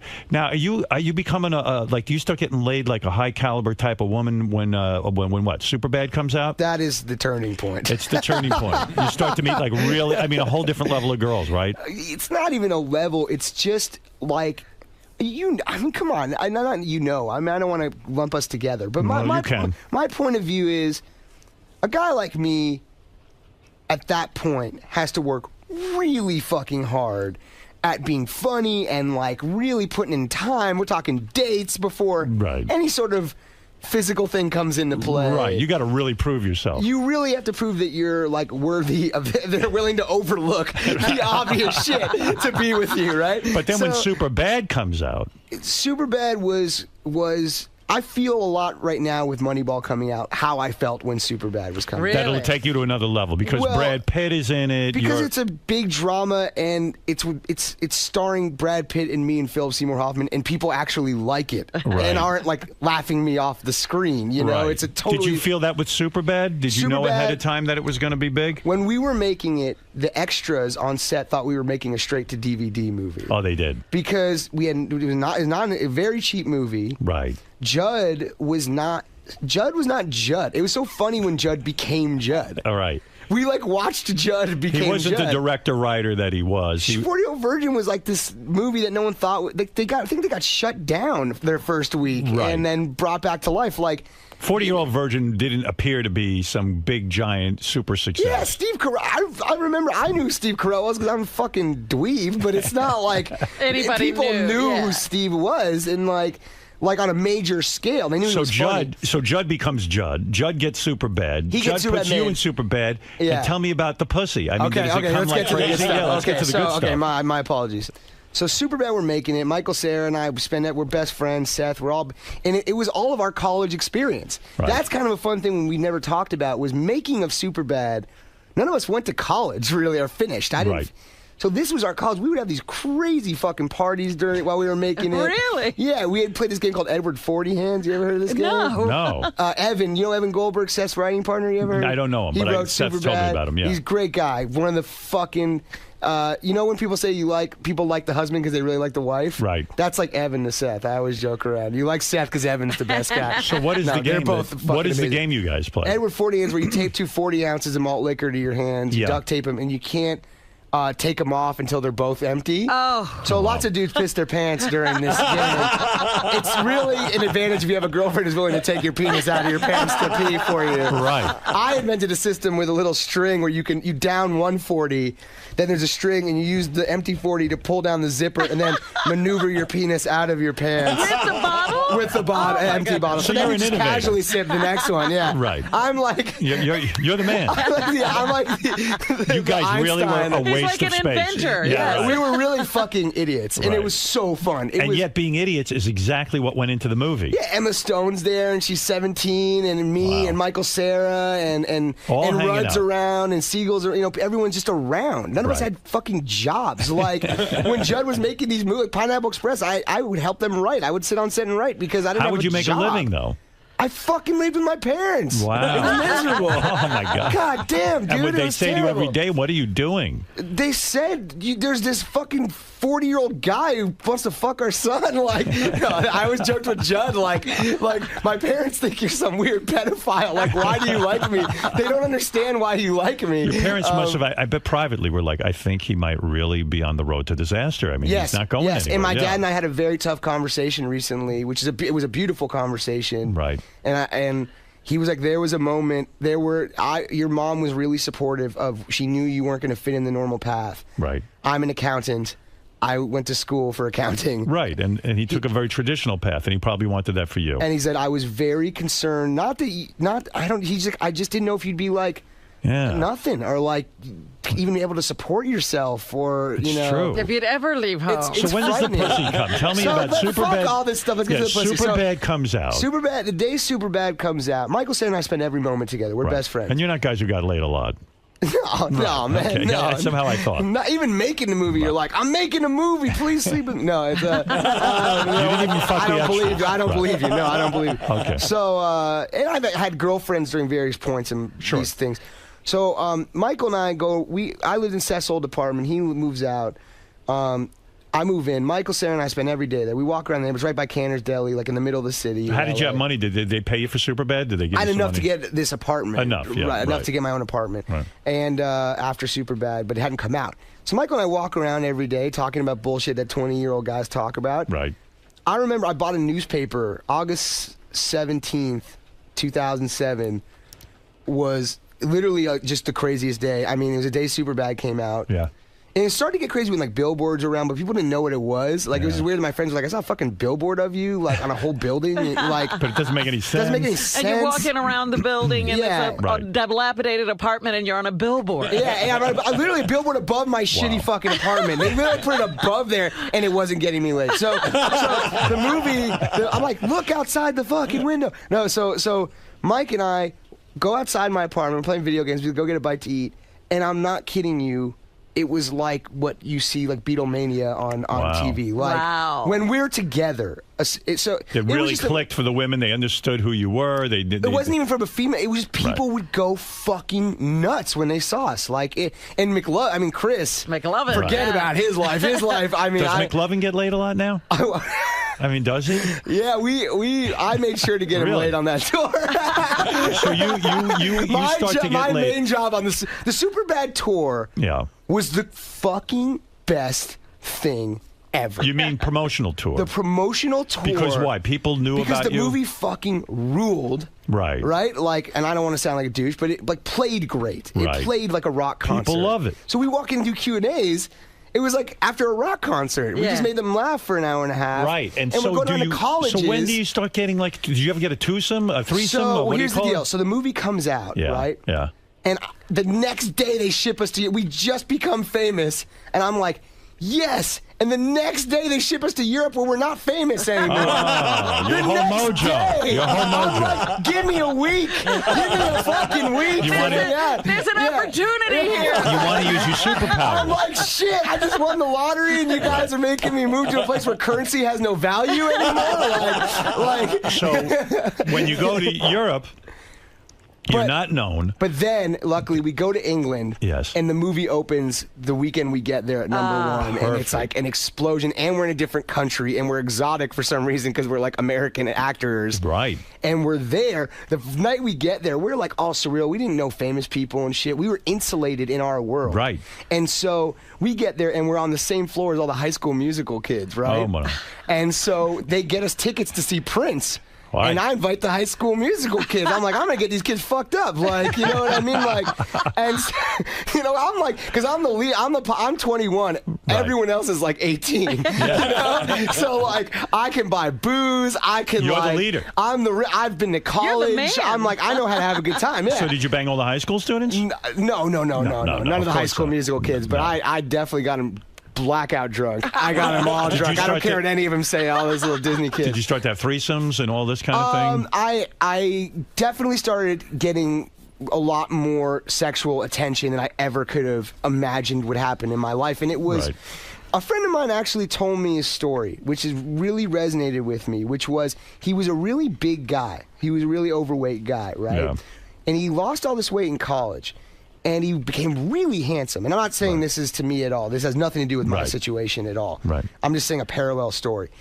And all the women who were mean to him gave him attention all of a sudden. Yes. And it fucked him up. And it gave him a complex because he's like, I hate you guys. Right. You only like me because I'm handsome now. Right. So for me, it was a little bit of like you were angry. I was a little angry. Like, oh, you girls never paid attention. You're the all of a sudden, I was the same dude August 16th that I was August 17th. See, I never had that problem. I just I was never angry with the girls. I just took advantage of whatever I could. You're still angry with girls who didn't sleep with you in high school. What's the matter with you? Yeah, no, and it wasn't anger. It wasn't anger towards the girls. It was just like I don't know. Like, I had some fun. I went around the country. I got laid a lot. Right. I You experienced did a country tour and you laid somebody in every state. I just had some fun. Like, You I did, treated right. it like, I even talked to my dad. I was like, Dad, and my dad's like the greatest guy. What was your dad like? Hey, you better wear rubber. He was just like, have some fun. Right. He's like, this is a rare opportunity in Right. someone's life. Like, have some fun. Don't settle down like right this second. Right.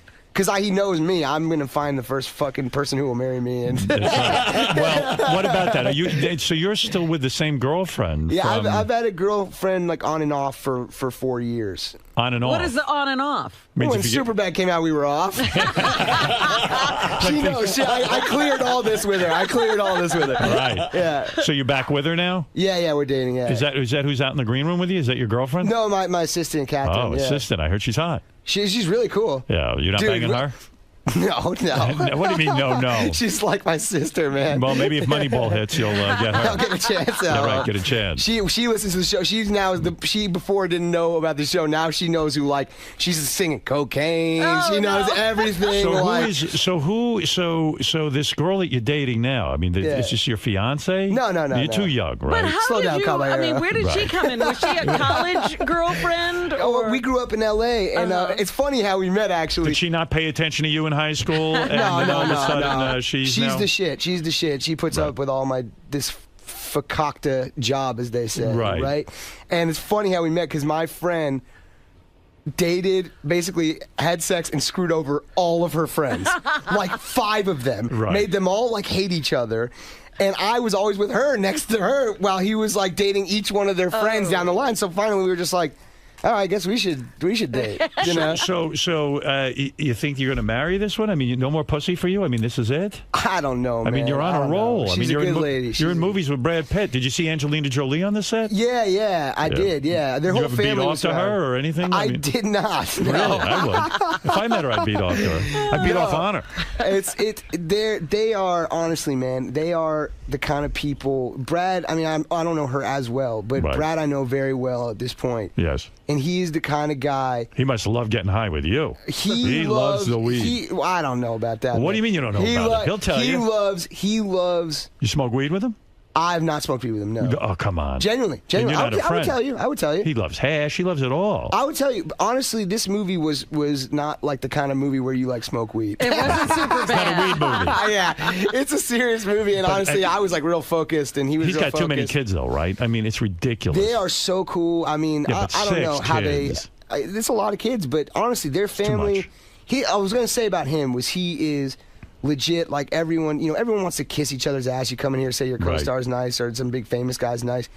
He is the shit, man. He is so cool, so funny. Like didn't pull any bullshit with you. Didn't no try bullshit, to yell at man. you or say, "Hey, Nothing, you're not professional." Dude. He Anything fought like for that. me to get the part. Like Wow. I was not the obvious choice to be in this like Who in Hollywood? drama. Who in Hollywood is not the shit? Who's a real asshole? That's a dangerous question, man. Who's a real asshole? I'll tell you what. I've been really lucky, man. I've been really Who was lucky. an asshole You haven't to you? met any assholes? Is that what you're You've saying? met a few assholes. Yeah, I've met some assholes. Who is a real asshole? You know what? to you? I don't talk shit because no one's ever been outwardly mean to me. But what did this person do to you? That you have someone in mind. What did they do to you to make them assholes? You're like a wizard, man. No, I'm not trying to be a You're wizard. just so I'm curious. What did Here somebody you go, do? laying those traps. But seriously, who? It's like chess. I know you love chess. It Yes. really is like chess. Like he's making a move now that will get me. I You have don't my wanna be- queen in your crosshairs right now. I don't want to be devious, but what was the Yeah. type of behavior that got you kind of crazy? Look, I'm not a dick. I treat people. I know, with that's what I'm respect. saying. So But I'm what- saying people treating people with disrespect, like not treating your crew nicely. You know, You see people who actively go up to someone who's maybe a grip or somebody don't like that. know someone's. You're the director of the movie. You don't know someone's name after Right. 3 months. That's not like, right. You scumbag. That's- Yeah, man. You're right. You're right. Treat people with. They're working hard to make you look good. Right. Don't treat them like shit. That's bullshit, man. Do you know? want to make any kind of statement that the terrorists attacked us because we attacked them first? That'll get you a lot of publicity, apparently. If you do that, you'll really get some publicity for the movie. I have nothing to say. You don't know anything about that. You're not a political Not guy. with a 10-foot fucking pole, man. You're leaving that shit alone. Keep it in my brain. In other words, you don't want to end up back in your parents' bedroom Hey, living listen, with them. man. I actually am living with them right now. Are you living with them? Why don't you have your own place? I do. It's been being built for a fucking year and a half. These scumbags. I'm living in my childhood bedroom like a schmuck. They told you it would take 6 months, and now it's taking a year and a like half. 2 years, man.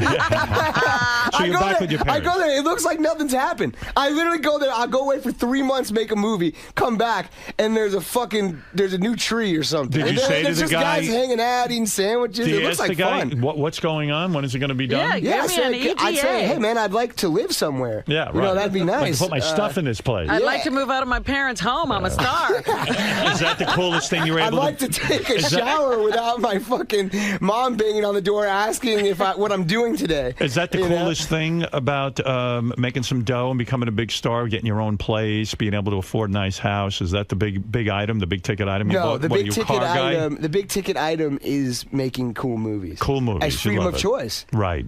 I gotta Right. tell you, freedom of choice is everything, man. That to me is like, there's no house or car that will bring me inner peace. It's But just I freedom know of that choice, about myself. You like, turned down. Didn't you also turn down a role on Transformers? That's true. Yes. You yes. and Seth, right? Both turned down No, roles. Seth didn't. He You just did. talked about it about me turning it down publicly. Oh, and that's fucking what it pissed was. everybody off. Yeah. Right. But you Fucking turned asshole. that down because you said, hey, man, I can afford now to turn something like that down, and I don't think it's right for my career. I just, honestly, like, I love Michael Bay. I love fucking Bad Boys. It's one of my favorite movies, you know? Like, I love all that stuff. People made a bigger deal about it than it was. It was just, they gave me a ticking clock, and I called my brother, and I said, they want me to be in Transformers. Everyone's saying to do it. I don't feel in my heart this is the right thing for me to do. Right. I don't feel like I'm going to be happy there for 6 months in front of a green screen, like pretending to run away from a robot. Right. It's a movie I will see opening day. Right. And my brother just said, he just goes, don't fucking do it, man. Were It's not worth it. It's Why not do you worth go to your brother for advice? What's he up to? It's not that he's like the industry expert. It's just, I asked all the fucking people you could ask. I talked to Judd. I talked to fucking, you know, You talk to Shia people- LaBeouf or whoever, Right. and they give you advice on what it's going to be Were like. they shocked you turned it down? I bet they didn't expect that. I think they were not happy that I turned it down. And I bet it was a lot of dough, a boatload of dough you turned down, It right? was good money, man. Couple of mil? It was good money, How much man. money do you get for being in a Transformers? Tell me the truth. Couple $1 million. You're not kidding me, huh? Yeah. and- 5 million? No, no. 3. Not for me. Shy is fucking, that dude's just He's fucking rolling in throwing dough. money in the river right now. Wait, can you get a $3 million payday on something like that? Now? Yeah. I don't know, man. Look at you. I don't know. What'd you get on this one, this new movie, I'm not Moneyball? telling you. I gotta get not. Give me nothing, a quote. I'm thinking of putting you in something. Nothing. What's man. going on? Nothing. He's got a role or something? No, All right. no, a couple minutes, but Robin was asking what his brother does, right? Right. He manages Maroon 5. Oh, why Yeah. didn't you tell us that? Oh yeah, he does. He manages Maroon 5. Yeah, and doesn't your isn't your dad or something like? Doesn't he manage Guns N' Roses or something? He was the tour account for like Neil Diamond, Guns N' Roses, all That's the pretty hair metal. cool. Yeah, nice. It was really cool. He has really fun. Like, Get Him to the Greek. A lot of that performance is based on my dad and my brother because they were normal guys. Get in him a to the crazy Greek. industry. Get him to the movie. Greek. You were in the movie with P. Diddy was in that movie. Yes, right? he was, yeah. And so you, in order to prepare for the movie, P. Diddy took you out on the town. This is a fucking amazing story. This is my number one story I have in my life. Go ahead. Let me hear this. P. Diddy is fucking out of control crazy. in the best For real? in the best possible way. Oh, he yeah? is. I love that guy. He like Black guy? Oh, Is he stop. black? Yeah, right. Yeah, go Yes, ahead. he is. I believe it. Yeah, right. I believe he is. I Go didn't ahead, ask yeah. him, but I imagine. Yeah. I'm assuming here. Right. Were you accepted? I've seen him travel around. Always all black guys. So were you accepted into that crowd? Dude, so we get to his house for the first time. Right. And I'm shooting this movie Cyrus, and so it's kind of a serious movie. So I'm kind of like, I'm not going out and partying the night before. Right. But Right. Diddy's like, you're coming out. And I keep flaking on him. So would you call him Diddy? I call him Sean. Sean Diddy. I asked him, I go, you got 10 names. Yeah, what what do you the want me fuck to do I call you, call you? man? Yeah, so he said, you can call me whatever. And I was like, I'll call you Sean. You're not calling me like Joni Joan or whatever. Right, Just right, call me right. Jonah. So, and he really fought for the part, and he fucking earned it. He's fucking hilarious in that movie. Oh, he is. really funny. Yeah. So he goes, you're coming out tonight. I'm not taking no for an answer. And I'm sitting with my friends having dinner. Right. You know, we're a bunch of fucking Douchebags, tools. Yeah, right. idiots. And You're so not cool. I go, God, I'm tired, Sean, Right. whatever. And they're like, who's on the phone? And I'm like, it's Puff Daddy. And they're like, we're fucking going out. We're going out with Puff Daddy. Don't blow this for us. We're going out. So I go, all right, man, we're coming over. And he's like, come over now. And so we go over there, and there's this huge African-American bodyguard. And I'm like, I got to break the ice. I'm with 5 of the fucking dudes who do not belong here, and I just go, "Hey, did someone order 5 Jews?"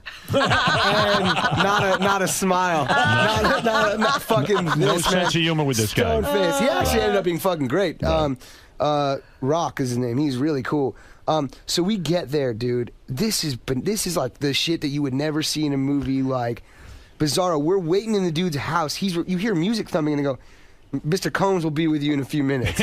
They have to call him Mr. He invited him. Combs. He said, "Come over right now." Right. He's in the recording studio recording music. Wow. And I'm not That's cool. I'm not a big deal, but I got shit I got to do. You don't invite me over. I'm not going to invite you over to watch me write at my computer. Yeah, I went to one of his parties at his house, and he doesn't even show up at the party. He was out jogging, and I go, "Well, if he's out jogging, why am I here?" It's for press. Those I parties. see, It's I not. see. They're not. Those aren't. This is the fun shit. But you make this is the fun shit. But you make a good point. I mean, you're there. He's invited you. He told you how to come over, and he's working. Right. It's like if I'm sitting in my writer's room and I'm like, "Hey, come over and let's hang out." Yeah, come and here we're, now. And we're sitting there writing. It's like Yeah. that's not a fun hangout. Right. So we're sitting there. My friends are literally sitting. It's like being in the doctor's office, like reading a magazine. And We're waiting for fun. You got to take your shoes off, right? Right. So he's sitting in his shoes. We're fucking like, how crazy is this? We're in Puff Daddy's house. And he comes up and he's like, "All right, everybody, let's drink." So we drink, right? And we start drinking. I don't drink because I'm driving. I don't drink and drive. I don't fuck around like that. Right, smart. So I'm not, and I got to wake up early for work, you know, so I'm not drinking. My friends are all drinking with Diddy. He's telling these crazy stories. Doorbell rings. Hype Williams, the music video director. Right. Kanye West. Show up. Right. Tuesday night, like 8:30 p.m. Well, this is going to be a party. Okay?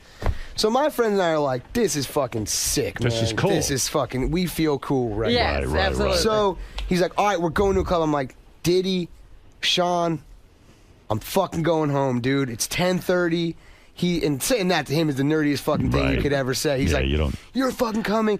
Literally peer pressured me into coming. All my Because the friends shit peer- starts at midnight, really. because fucking shit doesn't pop off. I'm in bed with Real Housewives at like 10:45. Right, I know. So it's like, so we go in the car, we go outside. There's like 8 black dudes and my 5 friends, and he goes, "We're mixing it up, black dudes and white dudes." Obama. Jonah, I'm shotgun your car. Wow. Bottle of vodka in his hand. Right. Okay. I'm fucking like, this is fucking crazy. Nobody's gonna believe it. Diddy's riding shotgun. 2 of his boys are in the back, and 2 of my boys are in the back. Right. My other 3 friends are in an SUV with Kanye West and Hype Williams, and 2 other bodyguards, with doing God knows what. I don't know what the fucking small talk is in that car. Right. So he's going through my CDs, fucking throwing them out the window. This sucks. This sucks. He puts in James Brown Live at the Apollo CD I had, and he goes, "I was at this concert." Right. And I'm like, in my head, like, no, you weren't. No way you were at that concert. Right. And so he's drinking. He's like this. We're driving down Sunset. There's a billboard of him. Right. He leans his torso out and he goes, "That's me, motherfucker!" I was like, this is the illest thing I've ever seen him. I've never seen anything like this before. And so he's drinking. I'm like, "Sean, like, chill the fuck out, man. Like, you got to open fucking bottle of vodka in my car." I'm not. Right. He presses my knee down on the pedal on Sunset Boulevard, and we start going real fucking fast. It's very And dangerous. I'm yeah. looking at my friends in the rear view like, you know, like freaking out. He's like, and he'll just goes, "Hey, man, you ever driven with a gun in the car?" Oh, no. And I go, "No, Sean, I have not driven with a gun in the car." And I got to be honest, it's between, and I go, "No, I haven't." And he goes, and his friend in the back seat goes, "How about 2 guns?" Oh, wow. And my friends and I are like, What are you guys? "Shit." Where are we? He's in What, are we Sunset gonna go drinking an rob open someone? bottle. And he presses my foot against the pedal more, we're going like 80 miles an hour. Down Sunset Boulevard. Down Sunset, and he swerves the wheel. Oh, He'll my randomly God. just grab the wheel and swerve me in the lane. I'm like, I'd get the hell out of there. I'm driving the fucking car. I mean, put the brakes on. So we get there. So we have this crazy thing. We get there. I finally fucking take off. I leave. Right. Yeah, you can't handle that. I go home and He's gotta work. I go home and I call Nick Stoller because we're preparing Greek, and I go, "You got to hear the shit. We got to put this shit in the movie." Right. Right? So Nick's like fucking transcribing what happened, and then later I find out he was totally fucking with me. What do you mean? He was totally just did it. doing it to get. He was doing it because that's what my character would react like. Yeah. Oh, I see. It was an acting He experience. was fucking with So me. he didn't really have guns, and he didn't have. He said it was water. I see. I got But it. the best story ever, real quick. I don't want to. If it's Go ahead. okay, Go this ahead. one's way funnier. All right. So we're in Vegas. He goes, "I'm taking you and your boys to Vegas the weekend before we start shooting. We're gonna have. I'm gonna show you what it's like to party with a real rock star." Okay. So we get there. It's me and like 9 of my homies and like 9 of his friends. Okay. Right. Again, very weird looking group aesthetically. Anybody getting laid? People are getting laid. Right, Yes. okay, yeah. They are. So we go out with him. We're in his fucking hotel suite. The dude travels with he's there for one night, right? Right. I've never seen more fucking clothes in my entire life. I mean, I wouldn't. He got more shoes than fucking Michael Jordan. Like I've never seen so many shoes in my life. We go there for one night. So we go out. We're all getting drunk, having fun. And I'm like, these guys are my friends. I could joke around like I joke around with my friends. So we meet up with the rapper Jermaine Dupri. You know who that is? He's I've a heard famous of him. rapper. Yes. So now we're like 20 people deep. What'd you say? We all get in the elevator. We go through all these back elevators with Diddy. We get in the elevator. We're stuck. It's 20 people, me and 5 of my friends, and 15 black dudes that are all like bodyguards and rappers and stuff. Right. And I say, I'm real drunk and I'm having fun. Everyone's laughing, and I go, To a point. "Hey, how about we press stop and I'll suck each other's dicks?" And literally dead fuck. You can cut the silence with a knife. You don't say that. And I learned a real lesson that night that shit doesn't fly in the Did hip hop he community. say to the guys, listen? No, listen. He pulled the doors open. There's a full 30 seconds of silence. Right. My friends are like, Whoa. "What did you just do that for?" And I'm like, right? No, fuck it. All right, cool. So the doors open, and I see Diddy pull Jermaine Dupri aside and go, "He's usually really funny. He doesn't usually make jokes like that." He made one bad joke. Yeah. That's my it. goodness. All right, Yeah. listen, because I'm running out of time. You did this movie with Brad Pitt. What I understand it's about is that there are guys in the sports world. Right. It's based on a true story, It's right? based on a true story. Yes. What team are we talking about? Oh, the Oakland A's. Okay. And what it is it's about a guy who has the ability to scout out talent for the Oakland A's, right? Because they come up with some kind of weird rating system where they can figure out who the great baseball players are going to be. Basically, it's about finding defective, undervalued players. Right. Because the Yankees have whatever it is, $150 million, and the A's have $30 million. Right. And don't quote me on those numbers, but it's something like that. And the A's hire this guy. Is Brad Pitt playing the guy who has the abilities? Brad Pitt is the GM. I'm the guy who has the ability. He's the ability great. guy. That's a fun role. It's really great. So you have it's the ability to look at a baseball player who's underrated and say, this guy's the shit. So I'm 24 years diamond in the old. rough. Right. I blend into the wall. He goes to Cleveland to go scout a player. Right. And he sees me giving advice to blocking a trade. And he's like, "Who the fuck is this kid? And why is he in this room? Why is he this?" So he steals me, and he makes me the assistant GM of the Oakland A's at 24 years old. Wow. And the way I put it is, Brad's character is like the bazooka, and my character, Peter's like the ammunition, and together we blow through this 150-year-old baseball wall. Wow. And it's like two guys saying the world is round instead of flat. And it's it punk works. rock. It's I'm and they looking win forward 20 to it. straight games in a row. Sounds like a good movie. It's fucking great. I would never say this. I'm not How's that Pitt guy. look? Is he hitting the wall? Sometimes I see him with that beard and all that nonsense. It's fucked up how handsome he is. Because it's Do chicks still hit on him even though he's married and all that other stuff? It's not even hit on him. People just it's a different kind of vibe. They're It's ready to not- die for him. They just Chicks are must silent. go, and they're chicks just must go kinda- nuts, right? I mean, he's a really fucking handsome guy, but he also has this he's a movie star. I wish the hell I looked like that. What is it? He's got to go. No, but fuck I that, do man. have a quick question for you. Fuck it, man. Cancel the Today Show. Stutter and John. You don't need that. Fuck it, man. Stutter and John interviewed Brad Pitt a long time ago, and Brad said that he listened to the show every day. Right. Did you, Brad, ever talk about the show? Do you know if he listens to the show? We didn't listen to. Honestly, on Moneyball, people were like real focused. I didn't want to be like, "Hey, want to come listen to Stern?" I would to just calm down. I And can't believe you stuff. didn't smoke with Brad Pitt. Yeah, we drank beers and shit, but we never No smoked weed. smoking. Oh, wow. But maybe she gave him the ultimatum. I think he's straightened Must be pretty up. wild. You know, really, you're 27 years old. In just a couple of short years, you're like at the top of the game. You know, it's pretty wild, isn't it? It's great. It's a great ride, right? I'm a lucky motherfucker. Yeah. Do you regret ever not pursuing that box making opportunity? Like maybe possibly Honestly, that would have worked into. You still could go back. Well, I bet you would have been good at it. Listen, there are times when there are regrets. Yeah. Sure. Why not? What are you going to do? So this girl that you're with her a long time now, and On and off, yeah. On and off means if you meet somebody great, you'll bang them. Or if this movie blows up, they'll go off We again. didn't date straight the whole. When's through the last time time you dumped her? No, come on. Man. When's the last time you dumped We've her? been together for 2 years. 2 years? Yeah. So before that, you found some chick, you started banging her, and then you got back with her. And she puts up with that. That's pretty cool. No, it's not like that. She had a boyfriend. She had another boyfriend. Oh, she did? Yeah. She had. It wasn't like you didn't get jealous? It wasn't like I was like, hey, see you later or whatever. Like, you two really take breaks.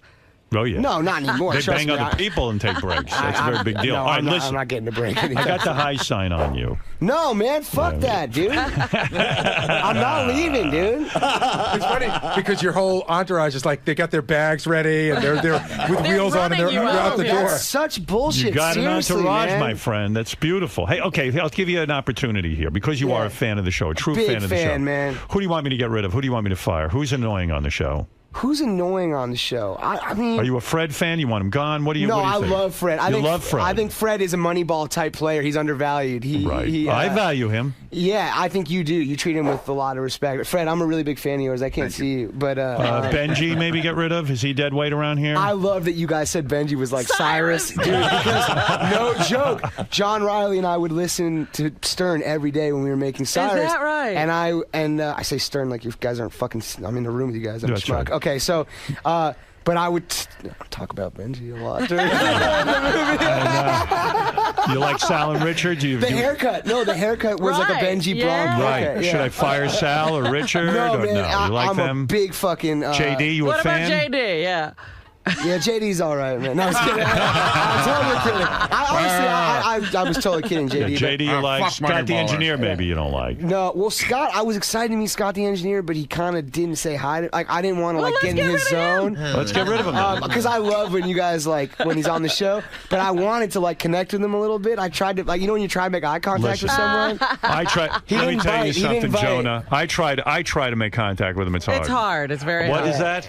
I saw him in the green room, but we don't know each other. No, we don't know each other, but we don't interact with the guests. That's okay. That's kind of my rule around here. I don't want Scott ruining it for. Yeah, you don't want. But I was excited. Like I couldn't believe that Ronnie actually lets you in. I was like, this is crazy. Like man. Ronnie's a big star. He shouldn't be letting you in. I was like, fucking Ronnie. I'd rather work with him than have these schmuck actors I have to work with.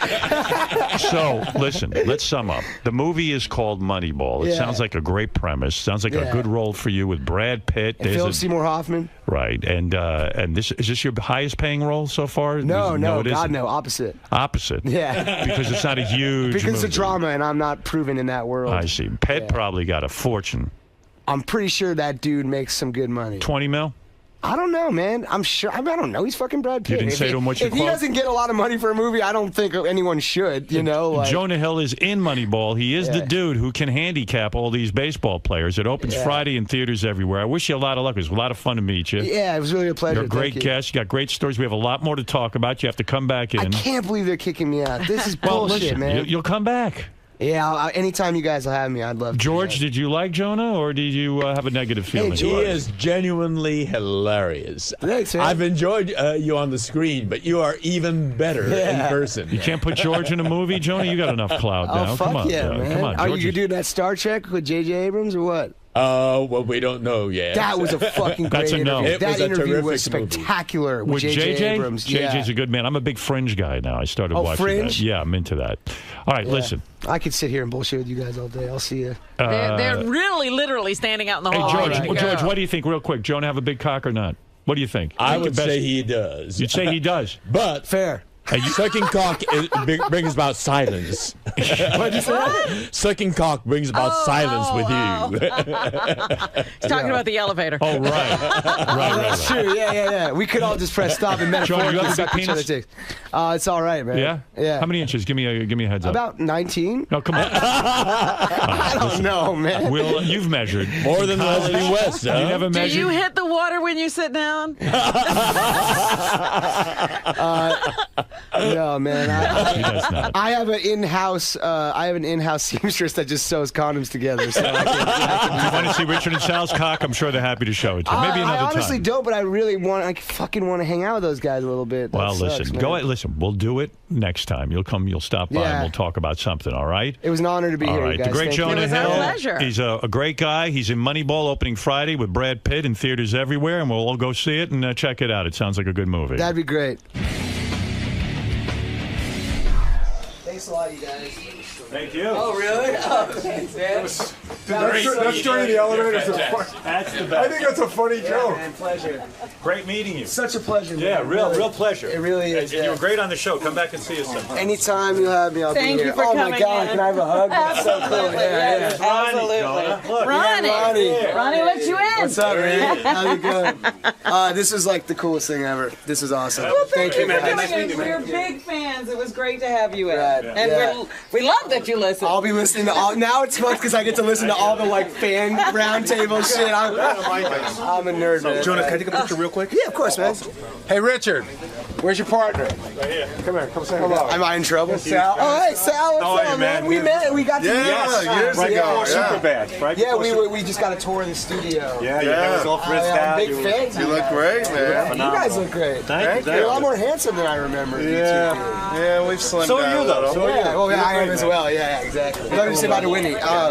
Very cool. Dude, such a pleasure. Love you, I'm man. such a big Yeah, fan we of gotta you guys, hang man. sometime. Yeah, definitely. We'll get Keep kicking ass. You have to. Have you met Whitney? Yeah.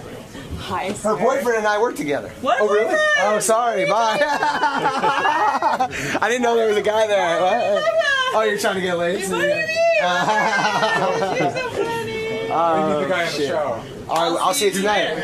You got to come back and do Celebrity Superfan. I talked to Matt about when we do it in shit. LA. But I know you're shooting a movie. Go there. Anytime, dude. All right, Anytime. thanks. All right. Take care. Thanks, Gary. Thank you. See you guys. Peace. Bye.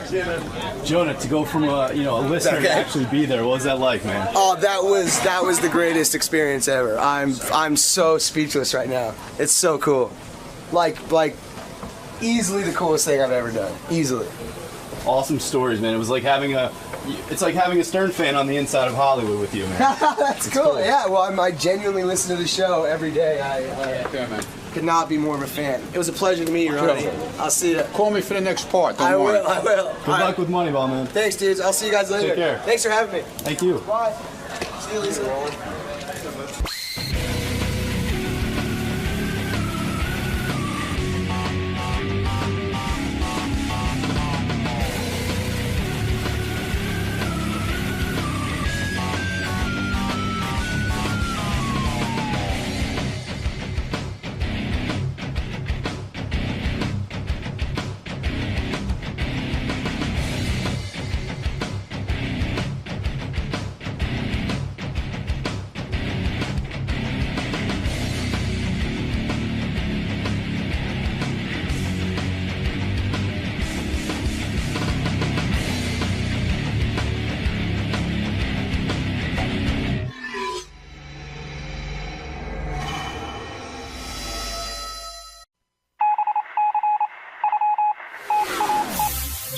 This is the best of the wrap-up show. A recap and behind-the-scenes look with John High and Gary Dell'Abate.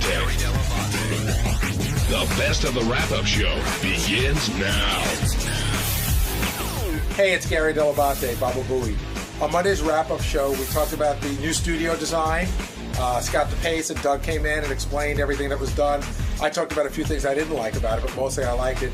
And then Scott Salem came in to complain, or maybe not complain, that he wasn't part of the graphics package. Here's what happened.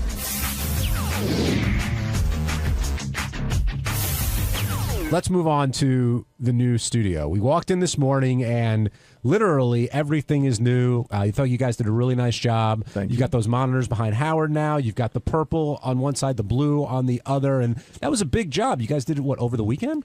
2 days. Started on Thursday and then Friday finished. But, we had a professional company who knows how to install these sets. Showman Fabricators. They did a good job, and so it was easy. But you said on that graphic you put behind Howard, there were a couple. Make sure you silence your cell phone before your you. wife's saying yes. We should shut off the phone or picking your balls. I was shutting my phone off. That graphic that I guess you helped create behind Howard, you said there were a couple things that you're not happy with. No, there's just a few little mistakes. I mean, this is already revision 3 or 4 already, so I'll keep adding stuff to it. I'll add like maybe a Baba Booey billboard or a John Hine billboard. Yeah, that's what I like about it. It's ever changing. So if something, if Joe Frazier fell like he did years ago, that could be up there for the week until we get bored with it. Yeah. Were you concerned about it being too busy behind Howard? Because there's a lot going on. I in that was. So billboard. we tried to make everything slow moving. At one point, in fact, Bowie's little graphic that's there was